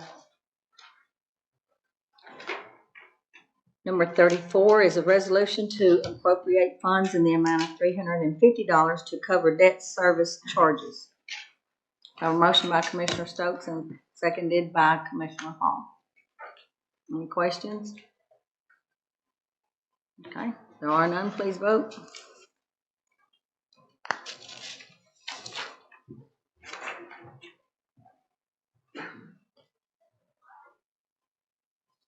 Anyone wish to change their vote? Motion carries 18 yes. Number 35 on your agenda is resolution number 29, which has been withdrawn by the sheriff. So we will move on to number 36 on the agenda, which is a resolution to rescind resolution number 1015-02 regarding the Benton County Airport. I have a motion by Commissioner Stokes and a second by Commissioner Douglas. Any questions about this? Commissioner Arnold? Question, I know we're changing just the name, am I right, the airport authority back to the Benton County Airport, it's not changing the board, or replacing the board? It's not changing the name, it's rescinding a resolution that did change the name and change the board. I'll come back before y'all next month and we'll reorganize that board and put whoever y'all want on there. So this actually does away with the board we've got now. It rescinds the resolution from 2 years ago that I think is unlawful. Any other questions? We were told by the Board of Aeronautics that we needed to rescind it and don't ever send them a copy of it because they didn't want to know that this was passed in 2019. So in 2019, that resolution appointed people from the board. It did away with the board that we had and appointed the people that we have on the board now, which 3 of them are already expired. So we really don't have a board there. You have 2 members. But this is not a legal document, I don't think, this resolution. It's changed the name of the board from the Benton County Airport to the Benton County Airport Authority and Zoning Board, which was never applied for. If you're going to make your airport an airport authority, it gives whoever you're putting on that board full power on that board to own the airport, not the county. It gives the airport to this board. And we don't, the Board of Aeronautics says if you ever want to do anything with your county, you don't need to have an airport authority unless you're going to set up for it. But it was never applied for by the Secretary of State. It was never applied for with the Board of Aeronautics or the FAA. The preliminary was done, and then things happened where it never did get applied for. So I'm told if we want future grants and all for the airport, that we better go back to the way it was just to rescind this. Well, I just had a person ask me today, and I told him I didn't think it done away with the board, misspoken when I told him that, and I wanted to clarify that part, because he was changing the name, changing back where it used to be. I wasn't sure about the board part, so I misspoke when I talked to the person. So I'll clarify that. I've got big plans for the airport, and I want everybody to know that. I want us to put a flight school out there for anybody that's from the age of 14 on up. There's programs because there's a lack of pilots right now in the whole United States for commercial airlines. So the FAA's really dialed down on the regulations and what you have to do to become a pilot. But if we can put a flight school out there, we have pilots that are willing right now to go out there and donate their time, their airplane, and the fuel for these students to learn how to fly. And after a 2-year program, they can actually go to work for Delta Airlines or somewhere and be a commercial pilot right here out of Benton County. Now, how cool would that have been if when we was a junior in high school to go out there and do that for 2 years and then, get a $200,000 a year job right out of high school? They want to ride with you in a car right now. Well, ask Mike Nunnery about that. But no, the way I see it is we've already built the infrastructure at the airport. We've got the 5,000-foot runway. We own all that property. We've got hangars. We've got everything there that we need. It won't even cost us infrastructure to put a school in. So I want everything to run smooth there, and I've looked at the FAA rules, and this is a definite no-no of what happened. So I think that if y'all will vote for this tonight to rescind that, I'll bring you names and I'll talk to you guys to kind of figure out who we want on that board.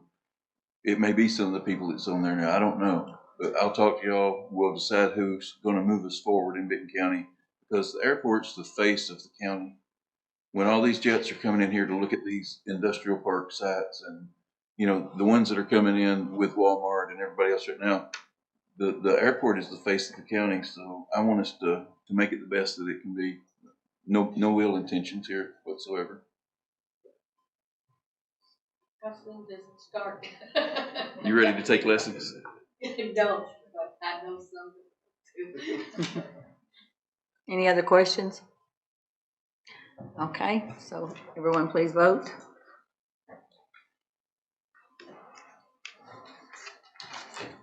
You want to change your vote?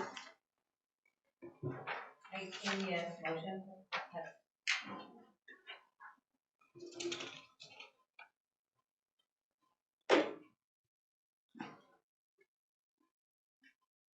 Number 37 is a resolution to transfer funds in the amount of $18,000 due to change of status in the Veterans Service Officer. I have a motion by Commissioner Melton and a second by Commissioner Price. Any questions for the mayor?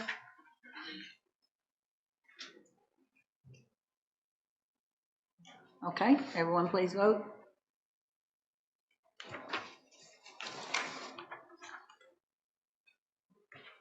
You want me to change your vote?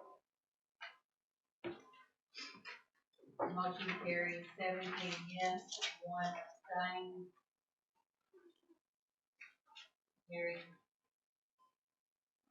He abstained.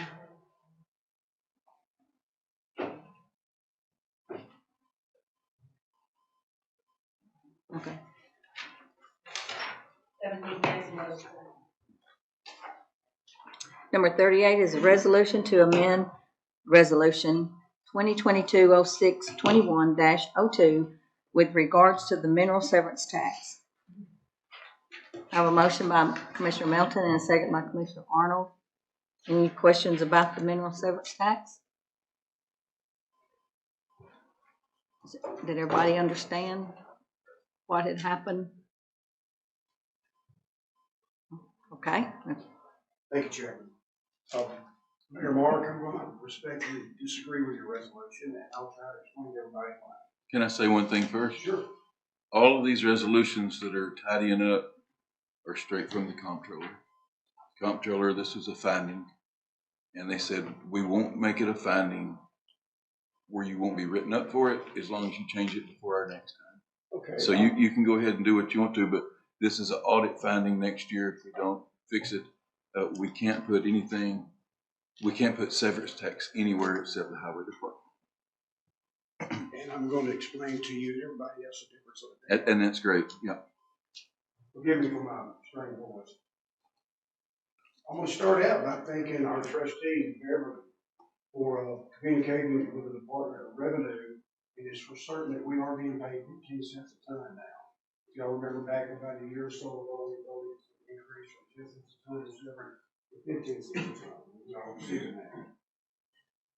The 2022-23 budget that we are in now was approved by the Tennessee State Comptroller.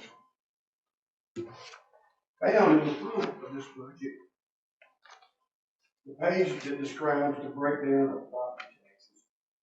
Section 13 reads, the mineral severance tax be deposited into the Highway Public Work Fund in the amount of $157,500, with the remainder going to the general fund. That's telling you anything above $157,500 goes into the general fund.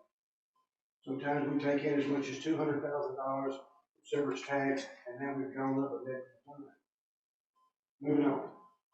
Information provided by CTAX, the Tennessee County Tax Statistics. It reads, prior to 1984, the county mineral severance tax could be authorized by private act only. After 1984, counties who levied the tax under the general law are required to distribute the tax to the county highway fund. Of the state's 95 counties, 68 of these counties have a severance tax. Of these 68 counties, 60 counties allocate the proceeds to the highway department. 7 counties allocate the tax to the county general fund, and 1 county designates the tax to the debt service. Found in the University of Tennessee County Technical Assistant Service County Commission Handbook, page 64, it reads, Private Act on the severance subject. Private acts enacted prior to June 5, 1984 remain in effect. The Private Act has previously regarded these private acts provisions regarding the rates, collection, and distribution of the tax proceeds. Currently, the following counties have a mineral severance tax that are in the Private Act. There's 12 of them listed in the big counties. At the top, on page 125 of the Benton County Private Act, it reads, the severance revenue shall become a part of the general fund of Benton County. It reads on, subject to the appropriations by the county legislative body. That means we, this body, decides the severance tax allocation. Chairman, I rest my case and I'm going to yield forward. Okay. Does anyone have any questions for Mr. Preston? Okay. There are none, then we're going to go ahead and vote on this resolution.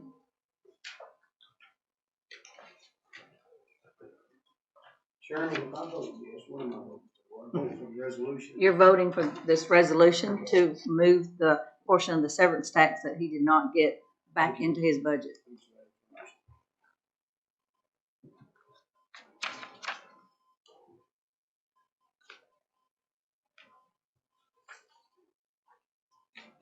Anyone wish to change your vote?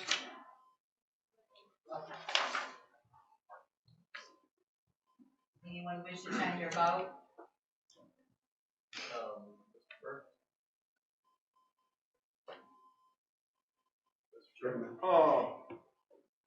I was kind of confused the way this was read. Is this saying that the severance tax will not go to the highway department and be proportioned out to general fund part of it? Now, this resolution was written solely on auditor's report to me. The auditor said that we cannot give that to the general fund and it all has to go to the highway department. So what this is saying is that 29,000 something that we paid them to the general fund was supposed to go to the highway department according to the state. So if you vote yes for this, it gives the highway department what they've already collected plus that 29,000. If you vote against it, I guess you're saying not to transfer this 29,000. But I don't know if the state comptroller knows that we have a private act. I'll have to look into what you're saying there, and we can do something about it in the next budget. Oh, I understand that, but they could have made a mistake. We'll look into it. They made a mistake, I'm sure. Commissioner Hicks. Is this something we could postpone a month to where you can find out about that? I mean, is it gonna kill us for 1 month? I don't think so. We have, our highway superintendent is here. If Come on anybody, up, if you want to make any comments about this. I think state law will trump what private act says. Of course, the state law 100% goes to highway. And I think that's where the article, I questioned them. And they were in agreement with it. And whenever I was looking at some other things and found this in the trustee's office. I knew this wasn't right. And I'm just trying to make everything right. We're all on the up and up. So that's all I know. I talked to the auditors also more than once. Make sure everything was good, how we need to do this, how we need to do that. I think they're the one to put up with this. They're the one that came up with this resolution. Mandy hadn't been wrong on anything else that she's told us. It wasn't us. We had only 2 or 3 findings in this audit. I would be getting all of y'all a copy of this audit before long. But there was 9 or 10 findings like this that they could have wrote us up on, but since we had 2 different mayors that all this happened under, they said, we're going to give you till next year to correct these problems. I'm very sorry about this long agenda tonight, but we're just trying to take care of the things so I don't forget it between now and next year and have a finding on it. So y'all do whatever you want to. I feel confident that that we need to pass this resolution. I think Buck feels just as confident. I've done a little research on it also. State law says 100% goes to county highway. The auditors found it. Yeah. That's the law that the auditors showed me. So I don't know. So we had 9 or 10 findings that they get some change. And that's what I'm going through with all this stuff. I'm fixing the things that was done wrong so we won't have a finding. It's not a finding. It won't be written in your audit, but it's written in the report that I have that I'm going to give y'all. There's only 2 or 3 findings, which this was a finding. This was a finding, but there was only like 2 or 3 findings that we have to correct.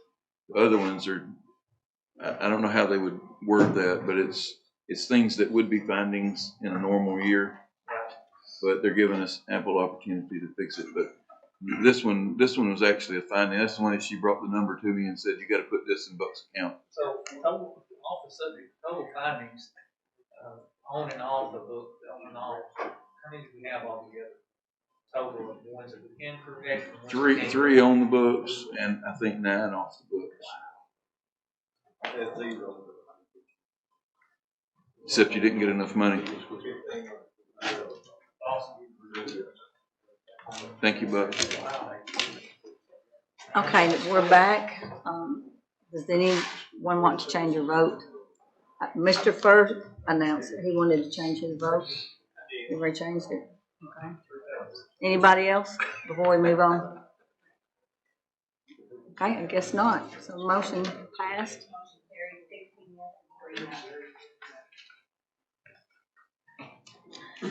Number 39 on your agenda is resolution number 33, which is a resolution to give approval to the county mayor to enter into a contract and purchase the old Sears building at a price not to exceed $265,000. Have a motion by Commissioner Stokes and a second by Commissioner Arnold. Any questions for the mayor? I do wish to request to speak. Okay. what my questions is, what money are we using to buy this? Is there any kind of figure on what it's gonna cost to remodel this building?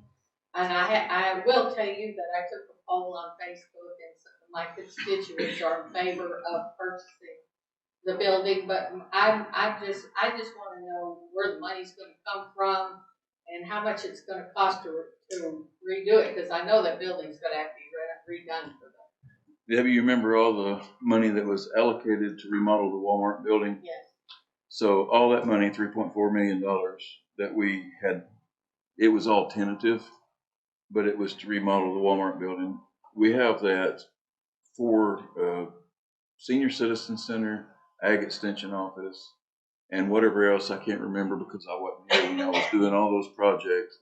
We have money allocated for that. It's not money that we're going to borrow. It's ARPA money, grant money, different things. So that was money we were going to spend at the Walmart building to do these projects. But now we're also going to have that money plus the $900,000 that I sold Walmart for.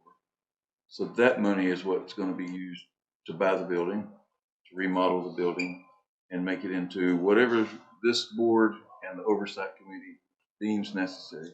To find out what I mean by deems necessary is we're going to have to get a architect and engineer in here, and we're going to have to tell them what our wants and needs are and have them do a preliminary drawing of that building and the square footage of it and see what we can fit in that building to make it work. But we have these grants that's going to expire. We have different things, money that we need to get started on that project, and that's why I thought the Sears building would be best. We had TLM to come. There's a letter in your packet at the very back, or it's one we passed out tonight. But we had TLM to come and do like a light environmental survey of it to make sure there wasn't asbestos and stuff like that in there. Do a structure evaluation of the building. The roof's great. Central units are new. The outside walls are great. The floor's fine. So it's just a remodel. We put the Senior Citizen Center. Like I said, I'm not making these decisions. That's this board's decision. Property and economy and oversight of what all we can get in there. But we're going to have to get. The reason I brought this before you tonight is because there's people moving stuff in the building. We've been talking about this for over a year, and we're going to lose the building if we don't get it. And I don't want to be gloom and doom and all that because it don't really matter. It's probably going to cost you more to get a piece of land that size for what we're going to build. So we're coming out a lot better. It's $80,000 less than the assessed value in Ryan Hall's office. So they're doing us a good deal. I just think personally that it's time we go ahead and get that and get started on these projects that we've been putting off for 4 years. So we're using the grant money. Anyone else? Okay, if not, everyone vote, please.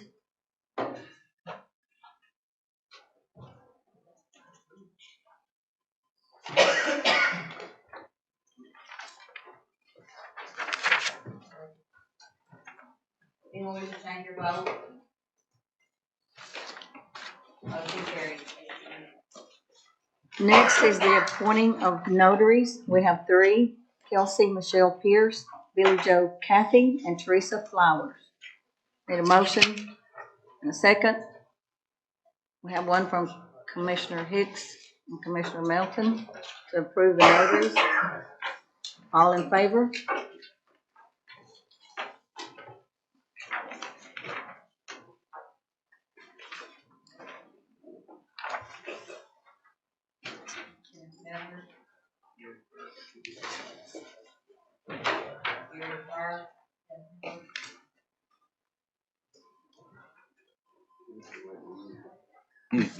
Wake up, Kenneth. Anyone wish to change your vote?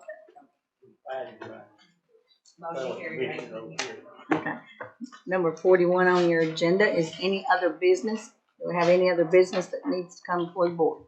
Madam Chair, I'd like to suspend the rules, make a motion to suspend the rules to allow for consideration for one resolution that needs to be added tonight. Okay, which would be resolution number 34. Does everyone have it?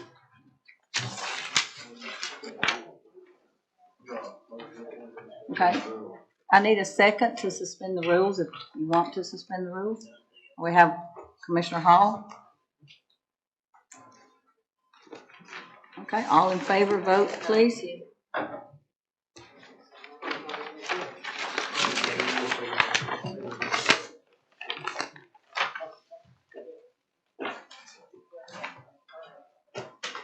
Anyone wish to change your vote? Okay. Now we need a motion and a second to bring this resolution to the floor.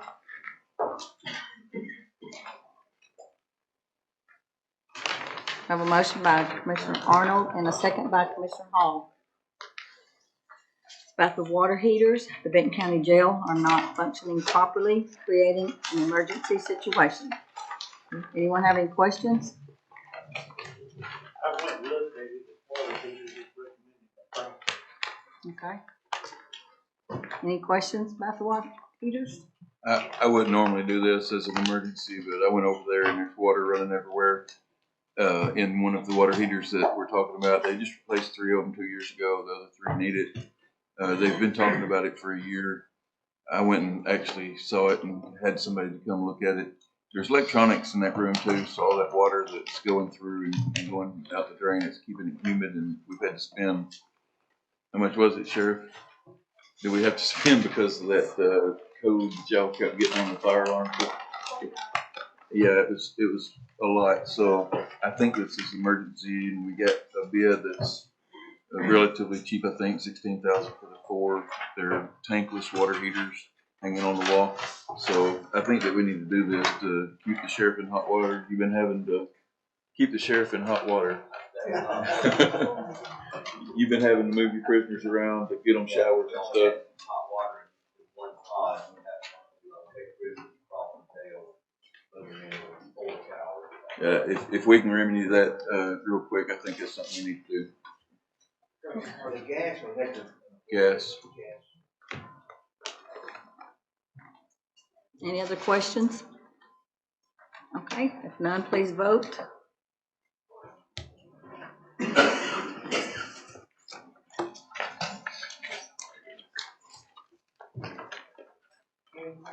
Yes.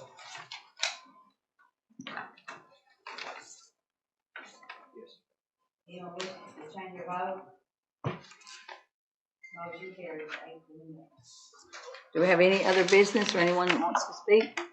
Commissioner Price, you're recognized. I'd like to go back and visit what I spoke about earlier, and I would like to see, let's move forward on that tonight if at all possible.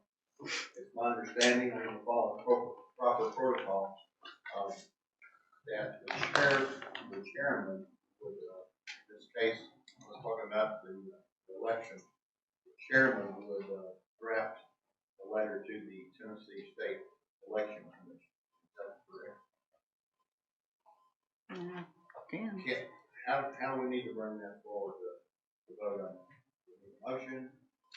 Do we need discussion? What do we need to do? I feel like this is something we need to do. Okay.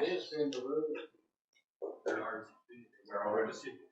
No, he should suspend it. I gotta suspend it. Okay. Yes.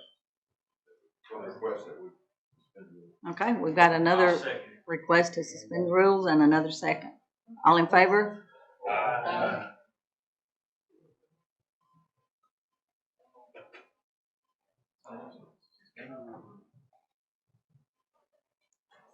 think we should expedite this, folks. Need some attention. Lots of folks out there are not happy with what occurred, and I think it's our duty to do what we have to do to fix it. So, for a letter, my understanding, after checking, that they should go through our chairman and have it drafted to the state. Now, we need to review it and vote on it, or she free to send the letter and send it. You didn't get a second. Okay. That's what I- made a motion to suspend. I'd certainly be glad to help, but I think the chair in this particular instance, and I can help Roseanne, but I think the chair actually has to do the letter. It's representing this body, so she's your chairman. Okay, before we move any further, we need a second to suspend the rules for this. You got it. Okay, Keith Arnold. Okay, now we're back to the conversation. Do you? Yes. So, voice vote. Okay, if you're in favor of suspending the rules again, please vote aye or nay. Any, all ayes? Do we have any nays? This is the suspended.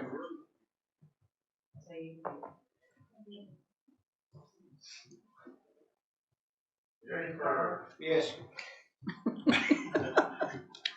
You're popular tonight, Gary. Just say yes or no. Yes, okay. 17 yes and 1 abstain. Okay, now we're back to the conversation. If you, and we need to vote, if you would like the county attorney and the chairman to prepare a letter to send to the state election office in regards to the problem that happened at the voting precinct in Big Sandy, vote, yeah, the whole county? It happened in other places besides Big Sandy? Okay, so if you're all in favor of us writing the letter. We're in the middle of things, what's your own? Okay. You can go ahead and speak. Would it not be in order, would it not be proper to allow Jeff Priestley to come down here and explain this situation? Yes. That would be explained in the That would be the fair investigation. thing. If there are allegations of improprieties, it would be an investigation. It would not be asking somebody to explain.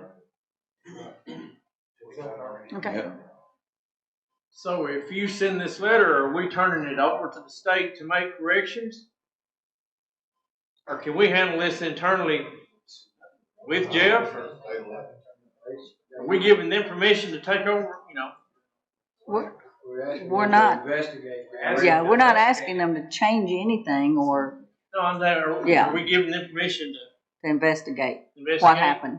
and they make recommendations? Yes, or- and hopefully correct the problem. Yes. Okay. I was trying to get clear. Okay. We have a motion. Commissioner Hicks, did you make that motion to go forward with the letter? Okay. I will make the form and make the motion to go forward to check the letter, Okay, well, I think we had one by Commissioner Hicks and Commissioner King. No, that's fine. All right, who was my second? Yeah. I think you guys need to be clear too. Do you want the chairman to go ahead and send this now, or do you want her to wait till next month and show you the letter and everybody vote on it? Either way will work. She That's a needs good to idea. know. I was making a motion, I wanted her to go ahead and send the letter, but y'all changed his motion like 4 or 5 times. No, we're at the same motion. Waiting until January, getting the letter, she send it in the email and us reply, yes, we approve of it, send it, or No, what? we can't do it that way. Okay, so we're back to the question, do you want chairman to send a letter to the state election office? Requesting an investigation. Okay, So- you're recognized. So the motion is to ask you or direct you to start an inquiry or write the letter, ask them to start an inquiry why there was errors in the election. Mhm. Why? And to I investigate? do favor the, idea of just asking Jeff to explain it prior to that. If we don't get a satisfactory answer, then we get them to investigate. We have no trouble with the investigation. I just want to make sure that that's the proper channels to proceed.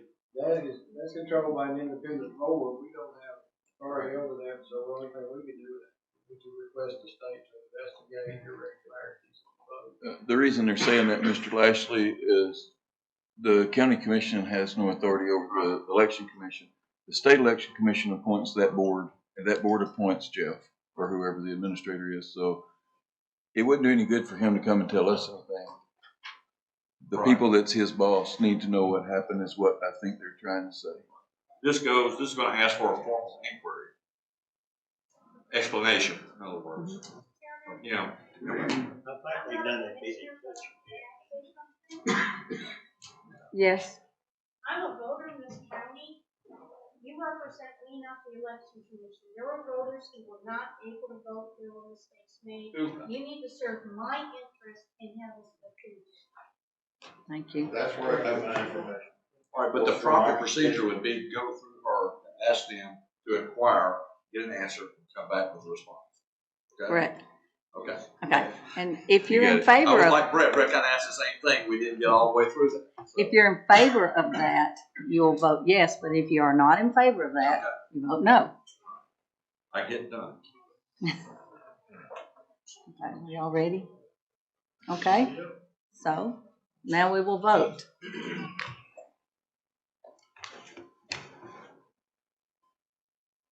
Yes. Okay. Anyone wish to change their vote? Well, Ms. Hicks wants to say something. It's not gonna make a matter of what you vote. I was one of those voters like you guys. I had to scan my paper, scanned it, it didn't get taken. Flip it over, scan it, didn't take it. I scanned my paper 11 times, and there was 7 people in there waiting behind me saying they have to do it. 3 of them people got mad and walked out. Their ballot was already made. I had to put it in, but it was horrible. 11 times I had to scan my ballot. 11 times. Okay, thank you. Okay, now we're voting. Okay, so 17 yes, 1 no. okay, that motion carried. Do we have any other business before we adjourn? The sheriff wants to speak. Sheriff's got something. Sorry. I'm gonna take just a second, but I think I need to ask again. I know money's tight, I know we don't have it. Is anybody having any meetings?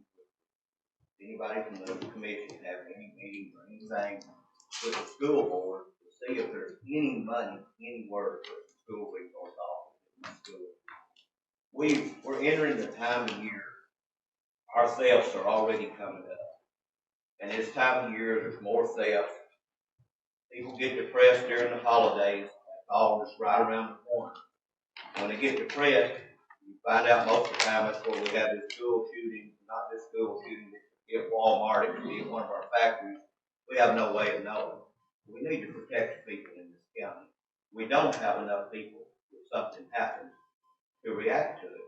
We just don't have it. We don't have enough to hold the thefts down. The suicides are fixing to be up. I had an attempted suicide possibly earlier this afternoon. And, guys, all it takes is one out here to do something. We're going to be looking really bad if we're not trying to do something. And I know everybody says we don't have the money. There's got to be money somewhere to protect these kids, to protect the schools, our teachers, and just protect the general citizen. We have people come in there and talk to us that are not, I'm not talking about just our local people. I'm talking about crazy that get off this interstate. They call in about everything. And listen, they don't just talk anymore. Y'all see it on the news every day, they react. And I don't want to be the one going in there picking up dead bodies and saying we didn't do what everything we could have done. If there's no money, but where's our priorities in what we're trying to do? I'm not trying to upset the apple cart, get everybody mad and all that. You said we couldn't do it, we can't do it, but is anybody looking into any other options out here of what we can do? Hey, Sheriff, the school had applied for a grant 2 years ago, 2.5 years ago. It was $400,000. We got it. No resource officers were ever hired. The grant got turned back in. Just last month, he said, Mr. Florence said that he had $120,000 or $140,000 for you to hire school resource officers with. So are we following through with hiring some? Or? No, sir. What the grant says, it says it is strictly for salary for the resource officer. It doesn't furnish vehicles, it doesn't furnish training, it doesn't furnish equipment, it doesn't furnish anything. When I brought those figures forward, when we had the $350,000, I brought the figures forward to the county commission and said, this is what it'll take to equip these people and get them on the street. And the county commission said we couldn't afford to do that. Do you think that you'll work with the law enforcement committee and all to not have to have a brand new car? You've got, what, 8 or 9 new cars? Could you take one of the old cars for us? How many did we buy last year? And how many did we buy this year? And then you had the prior year too. Anyway, can we use one of the old cars for the school resource That's what I officer? offered to do, Nick. Let's take the old cars. They're not gonna get run like this, but they do need to be capable of following the school buses like when we went to Memphis. I agree. Something that's not gonna break down, something that can follow these buses and have a couple of officers go anywhere they go. I just think we've got to be doing something, and the SRO in the schools, they have to be 2 years certified with the state, they have to be in good standing with post, to qualify to be an SRO. Then they have to go to the training every year before that, and they have to have refresher course every year, so there's expenses to it. But I think it's some of our priorities, that's my opinion, because I'm in law enforcement, don't have another job out here that, we all may think that's more important.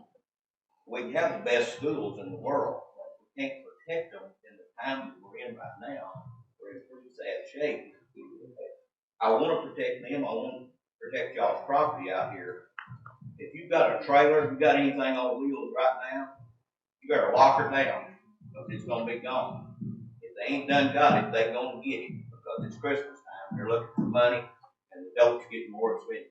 So that's what we're down to. We're running out here tonight with 3 officers, and people are complaining all the time to me about response time. If you haven't got the 3, there's not many places that you can send an officer out here now. Just 1 officer on call, not with times being what they are. You need at least 2.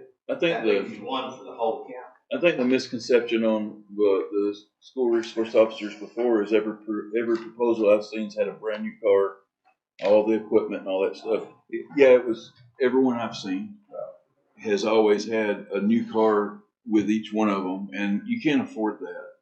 So if you're good with using the cars that you have, I'll start applying for this grant money. I just don't have any extra cars. Well, you should if we've bought. How many have we bought? The cars that are left over from not capable of doing the job. You're talking about cars with 200,000+ miles. Those cars are going to be sitting in front of a school like they are in every other county in the state most of the day, just sitting there. Yes. But when you needed that damn car to start. Is the school resource officer going to be the one chasing people down, or is it I going don't to be? know what he's going to do. I mean, I'm not fussing with you, but I'm saying that if you're saying it's going to cost us $250,000 per school resource officer to get them a car and all the stuff, however much you say, if we could negotiate that and have something to make it actually work, that's the reason we hadn't went forward. No one can afford to do what the proposal has been. Let's work together and come up with a real proposal. That's what I want to do, Mark. That's what I'm saying. I offered before, and George Smith sat down and we brought the figures together and we both agreed on it. You can buy a $15,000 used patrol car, and it probably lasts 5 years in the school resource officer position. So if you break it down, you're not spending that much money per year per school. What's happening to all these cars that we're replacing? You're saying they're not even roadworthy, but they're using them right now and waiting until the new ones come in. That's what when you buy 8 or 9 cars over a 3-year period, you've got to have cars that could be used for that. Is all I'm saying. Not if you got 20 of them on the road. Huh? 20 of them on the road. So you're not replacing them; you're just getting new ones and adding to them. What we're doing, I got 3 new cars right now. I wouldn't know all this. I got 3 new cars sitting over there right now. Somebody asked why they're not on the road. They're not on the road. I think it's the right way to do it, and I'm the one running the sheriff's office.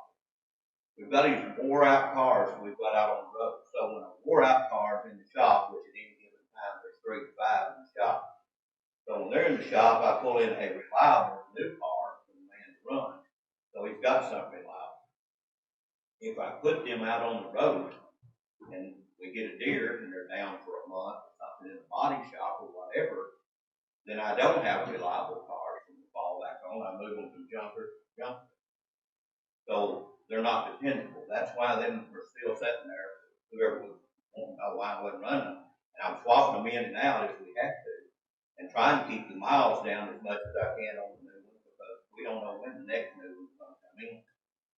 I've only got 3 of the 4 we ordered last year, and the ones we've ordered this year, we have no idea when they'll be in. They told me it could be anywhere from 6 months to a year and a half before we get them, but we don't know when they're coming in. If we could just get some cars that are reasonable, and if I've got any, if I don't have any extra, if I've got any extra cars, or we can get some extra cars, a $15,000 car, old car, used car with 60,000 miles on it, 70,000 miles, it's okay. Excuse me. Thank you for bringing this conversation up. It needs to be talked about. Personally, I think we need a resource officer in the school. In this day going forward, I can promise you, I'll give you my word, that I will research and look and study as hard as I can to find out through the state, the county, the city of County, the city of Big Sandy, the city of Holiday, how we can come up with funds without raising the taxes. I think we all just have to work together to find a solution, and I think everybody in this room is willing to do that. I think they are too. I think we all want the same thing. Where's the money going to come from? But I just want to keep reminding y'all, I think we're fixing to see some really hard times. We've got some bad stuff going on now. There's hardly a day goes by that they're in the shooting somewhere. But I just don't want us to look bad. All of us are going to look bad if we're not doing anything. Sheriff, we mentioned a month or two back about the governor coming out with grants for law enforcement stuff, paying salaries and stuff. Where are we at on that? Have you applied for any of it, or do we have grant writers apply for it? We met with them, and what it looked like it was going to be was not exactly what it is. It was $100 million put into that grant. When we got to researching it, we did a webinar with them. Then we did a research on it, and what ours would come out to $54,000 over a 3 or 4 year period. That's all we would get. It looked good at first. We thought the way we understood it when it come out of the Sheriff's Association, 95 counties, every county will get $1 million, and then the large counties will provide others. But we're only getting about $54,000, and it has to be spent out. I believe it's a 3 year period, but it might be 4. We are going to apply for it, and we've been meeting with the grant writers that the state has furnished for us to help them provide those. And I think it's money, but it's not going to be like we thought it was going to be. Well, we're still having the same issue as far as finding certified deputies that we can hire for the amount of money that we're paying. I mean, have you had any new employees come and apply? I have one new applicant. Took a civil service test the other day, but he's not a certified officer. We haven't been getting, we were lucky there for a while. We had a few certified officers from other places that moved here, but we haven't in the last little bit. We don't have any. It's just people off the street that want a job. I understand, of course, law enforcement's a little different from teacher. You want to be a teacher, you go to college, you get your education, you get your license, and then you go out and apply for a job.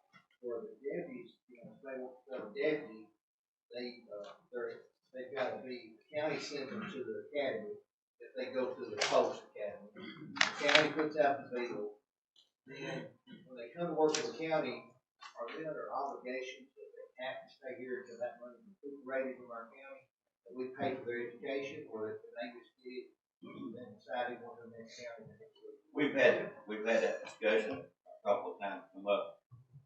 You could get them to withdraw the contract, but the problem is, and I discussed this with other sheriffs, none of them, some of the sheriffs have put them under contract, but they said when it come time for them to leave, that they said the contract probably wouldn't hold up, and pay you back is the tuition fee, where you pay for to go to the academy, but not all their salaries up to that time. Time we have them in, working for 6 months, send them to the academy, get everything up and going. You got about $18,000 to $20,000 invested in it. Okay? Do you want a man driving your new car with a gun and all of his training that don't want to be here? If he comes here and says, hey, I'm going to, just like right now, the highway patrol has a hiring thing going on. And they're going to pay a lot more money. We can't compete with that. No, none of the counties can. Do you want to force him to stay here under contract and him get you in a lawsuit because he's mad because he can't go take that other job? The most you could sue him for would be the $3,700 tuition. That's what I'm talking about, the tuition that you pay, I mean, salaries that you pay them during that time to get to the academy, they was employed, they ain't earned it. The tuition amount, is there a way that we send somebody to the academy that they have to sign a promissory note to pay back that money that they leave $3,700? That's good education, a good job. Yes, we could put them under contract, but, and I don't know how long it'll last, and they don't know how long it'll last. Right now and through next year, anybody that the county send to the academy, there's no tuition fee. I don't know where that money come from, whether it's some kind of a grant or I understood it was a donation from some organization, but they're gonna take care of all the tuition for the next year. You won't have to pay a tuition incentive. We wouldn't have anything that you could contract them out to right now. And I may be wrong, but to go to the post academy, you have to be employed with the sheriff department, police department, law enforcement agency. To go to Walter State, which offers a police academy as certified by the state, a person can go without being sponsored by the sheriff department. You get education and then come back and try to find. I think now they've changed it where you do have to have a sponsor.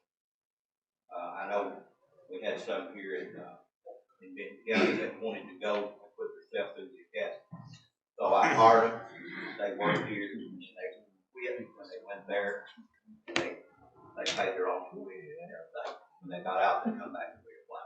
We approached Walter State Report about the officers that have passed their academy to see if they're interested in coming here as part of recruitment. Yes, sir. I have Walter State and what's the other one? Cleveland. Cleveland, yeah, Walter and Cleveland both. I spoke with them. They're on a list like everybody else, but almost everybody that's there has had a sponsor, so that's usually the one they're working for. I talked to some other sheriffs and law enforcement, police chiefs, they're having the same problem we're having. You know, they're bouncing around from agency to agency. It's hard to keep them down. People are getting out of law enforcement. It's like it used to be. Everybody wanted to be in law enforcement, and now nobody wants. And for obvious reasons. But I just wanted to bring this up. I didn't mean to drag this meeting out. I'm sorry. But if there's anything out there we can come up with, we really need to do something. I'm going as short-handed as we are at the sheriff's office. This is what I'm doing starting on the 5th of next month. I'm taking my one part-time man that I've got, who is a certified officer, and would be a qualified officer for SRO. We don't have that to do that. So what I'm going to do is just take him. Now, he's not going to be an SRO, but I feel strong enough about this. I'm going to take him and assign him to the school, not as an SRO, as a security for our school. And he will report to me each and every day, and we'll decide which school we think he needs to be at that day. Nobody else will know where he's at until he gets there. And that way we've got that. An officer was here yesterday, an officer was here one day last week. We can bounce him around all over the school, just as hopeful that he'll be at the right place at the right time. That's what I intend to do with that one part-time man, moving back to full-time. But if y'all can come up with any ideas, these are the school board. If the school board's got any money, something that we could come up with this money. I know they said on the reserve. Is there some way somebody can move some money? But we really need this, and we need some officers out here on the street.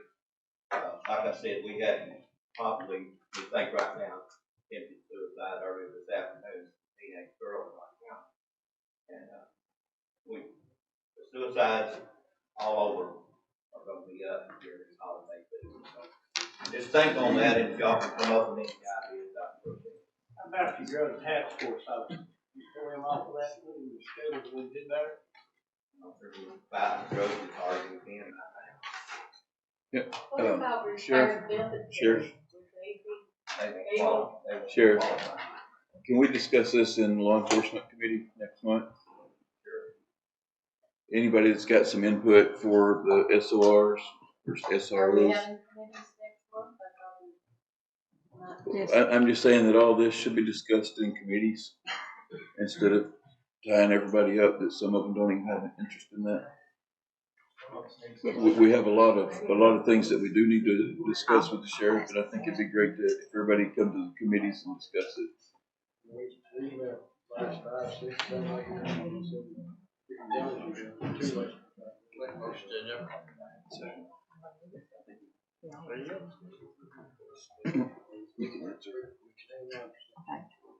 Commissioner Bain, yes, we will have committee meetings next month, and we will have our county commission meeting next month. Okay, I just want to make sure. I know. Listen, Sometimes in the past, they have postponed the December meeting. That's been a long time ago, like 40 years ago, I think, Mr. Arnold. Sorry about that, Keith. Listen, I want to tell everybody happy Thanksgiving. Hope everybody has a good rest of your week. And sorry I kept you so long, but thank you so much for getting all these things tidied up. And we'll have some more, but I promise it won't be that many in 1 month. Commissioner King? What I was gonna say is, if we wanna kinda get together, law enforcement, budget, Rocky, if you've got anything, sheriff, and bounce around ideas, even maybe get Mark, Lawrence there, and see what we can come up with. And work together as a whole, instead of one person doing one thing and another doing something else. Yep. That would, to me, would be the best thing we could do for the county. Maybe come up with something. Thank you.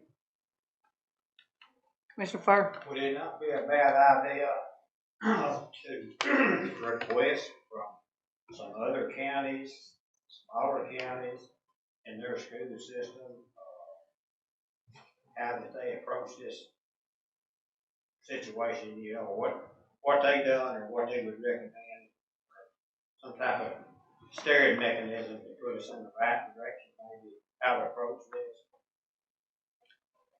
Charlie may not want to hear this, but we can put him on that. Look at that grin. Do you want to contact some counties and give him that? Okay. Anyone else? Okay. I'm gonna be last on, in October, I wanna invite everybody over there. October at the Tennessee County Services Association meeting, Mayor was gonna bring this up last month, I was a little under the weather. Commission meeting, we didn't get to it. The Benton County Highway Department applied for a success story statewide. We won the award for this.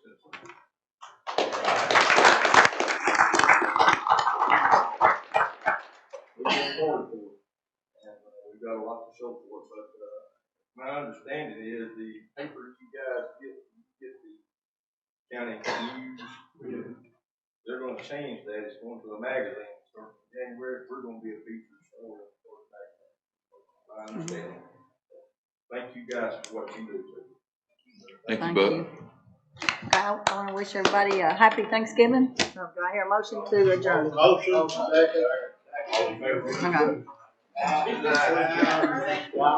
say aye.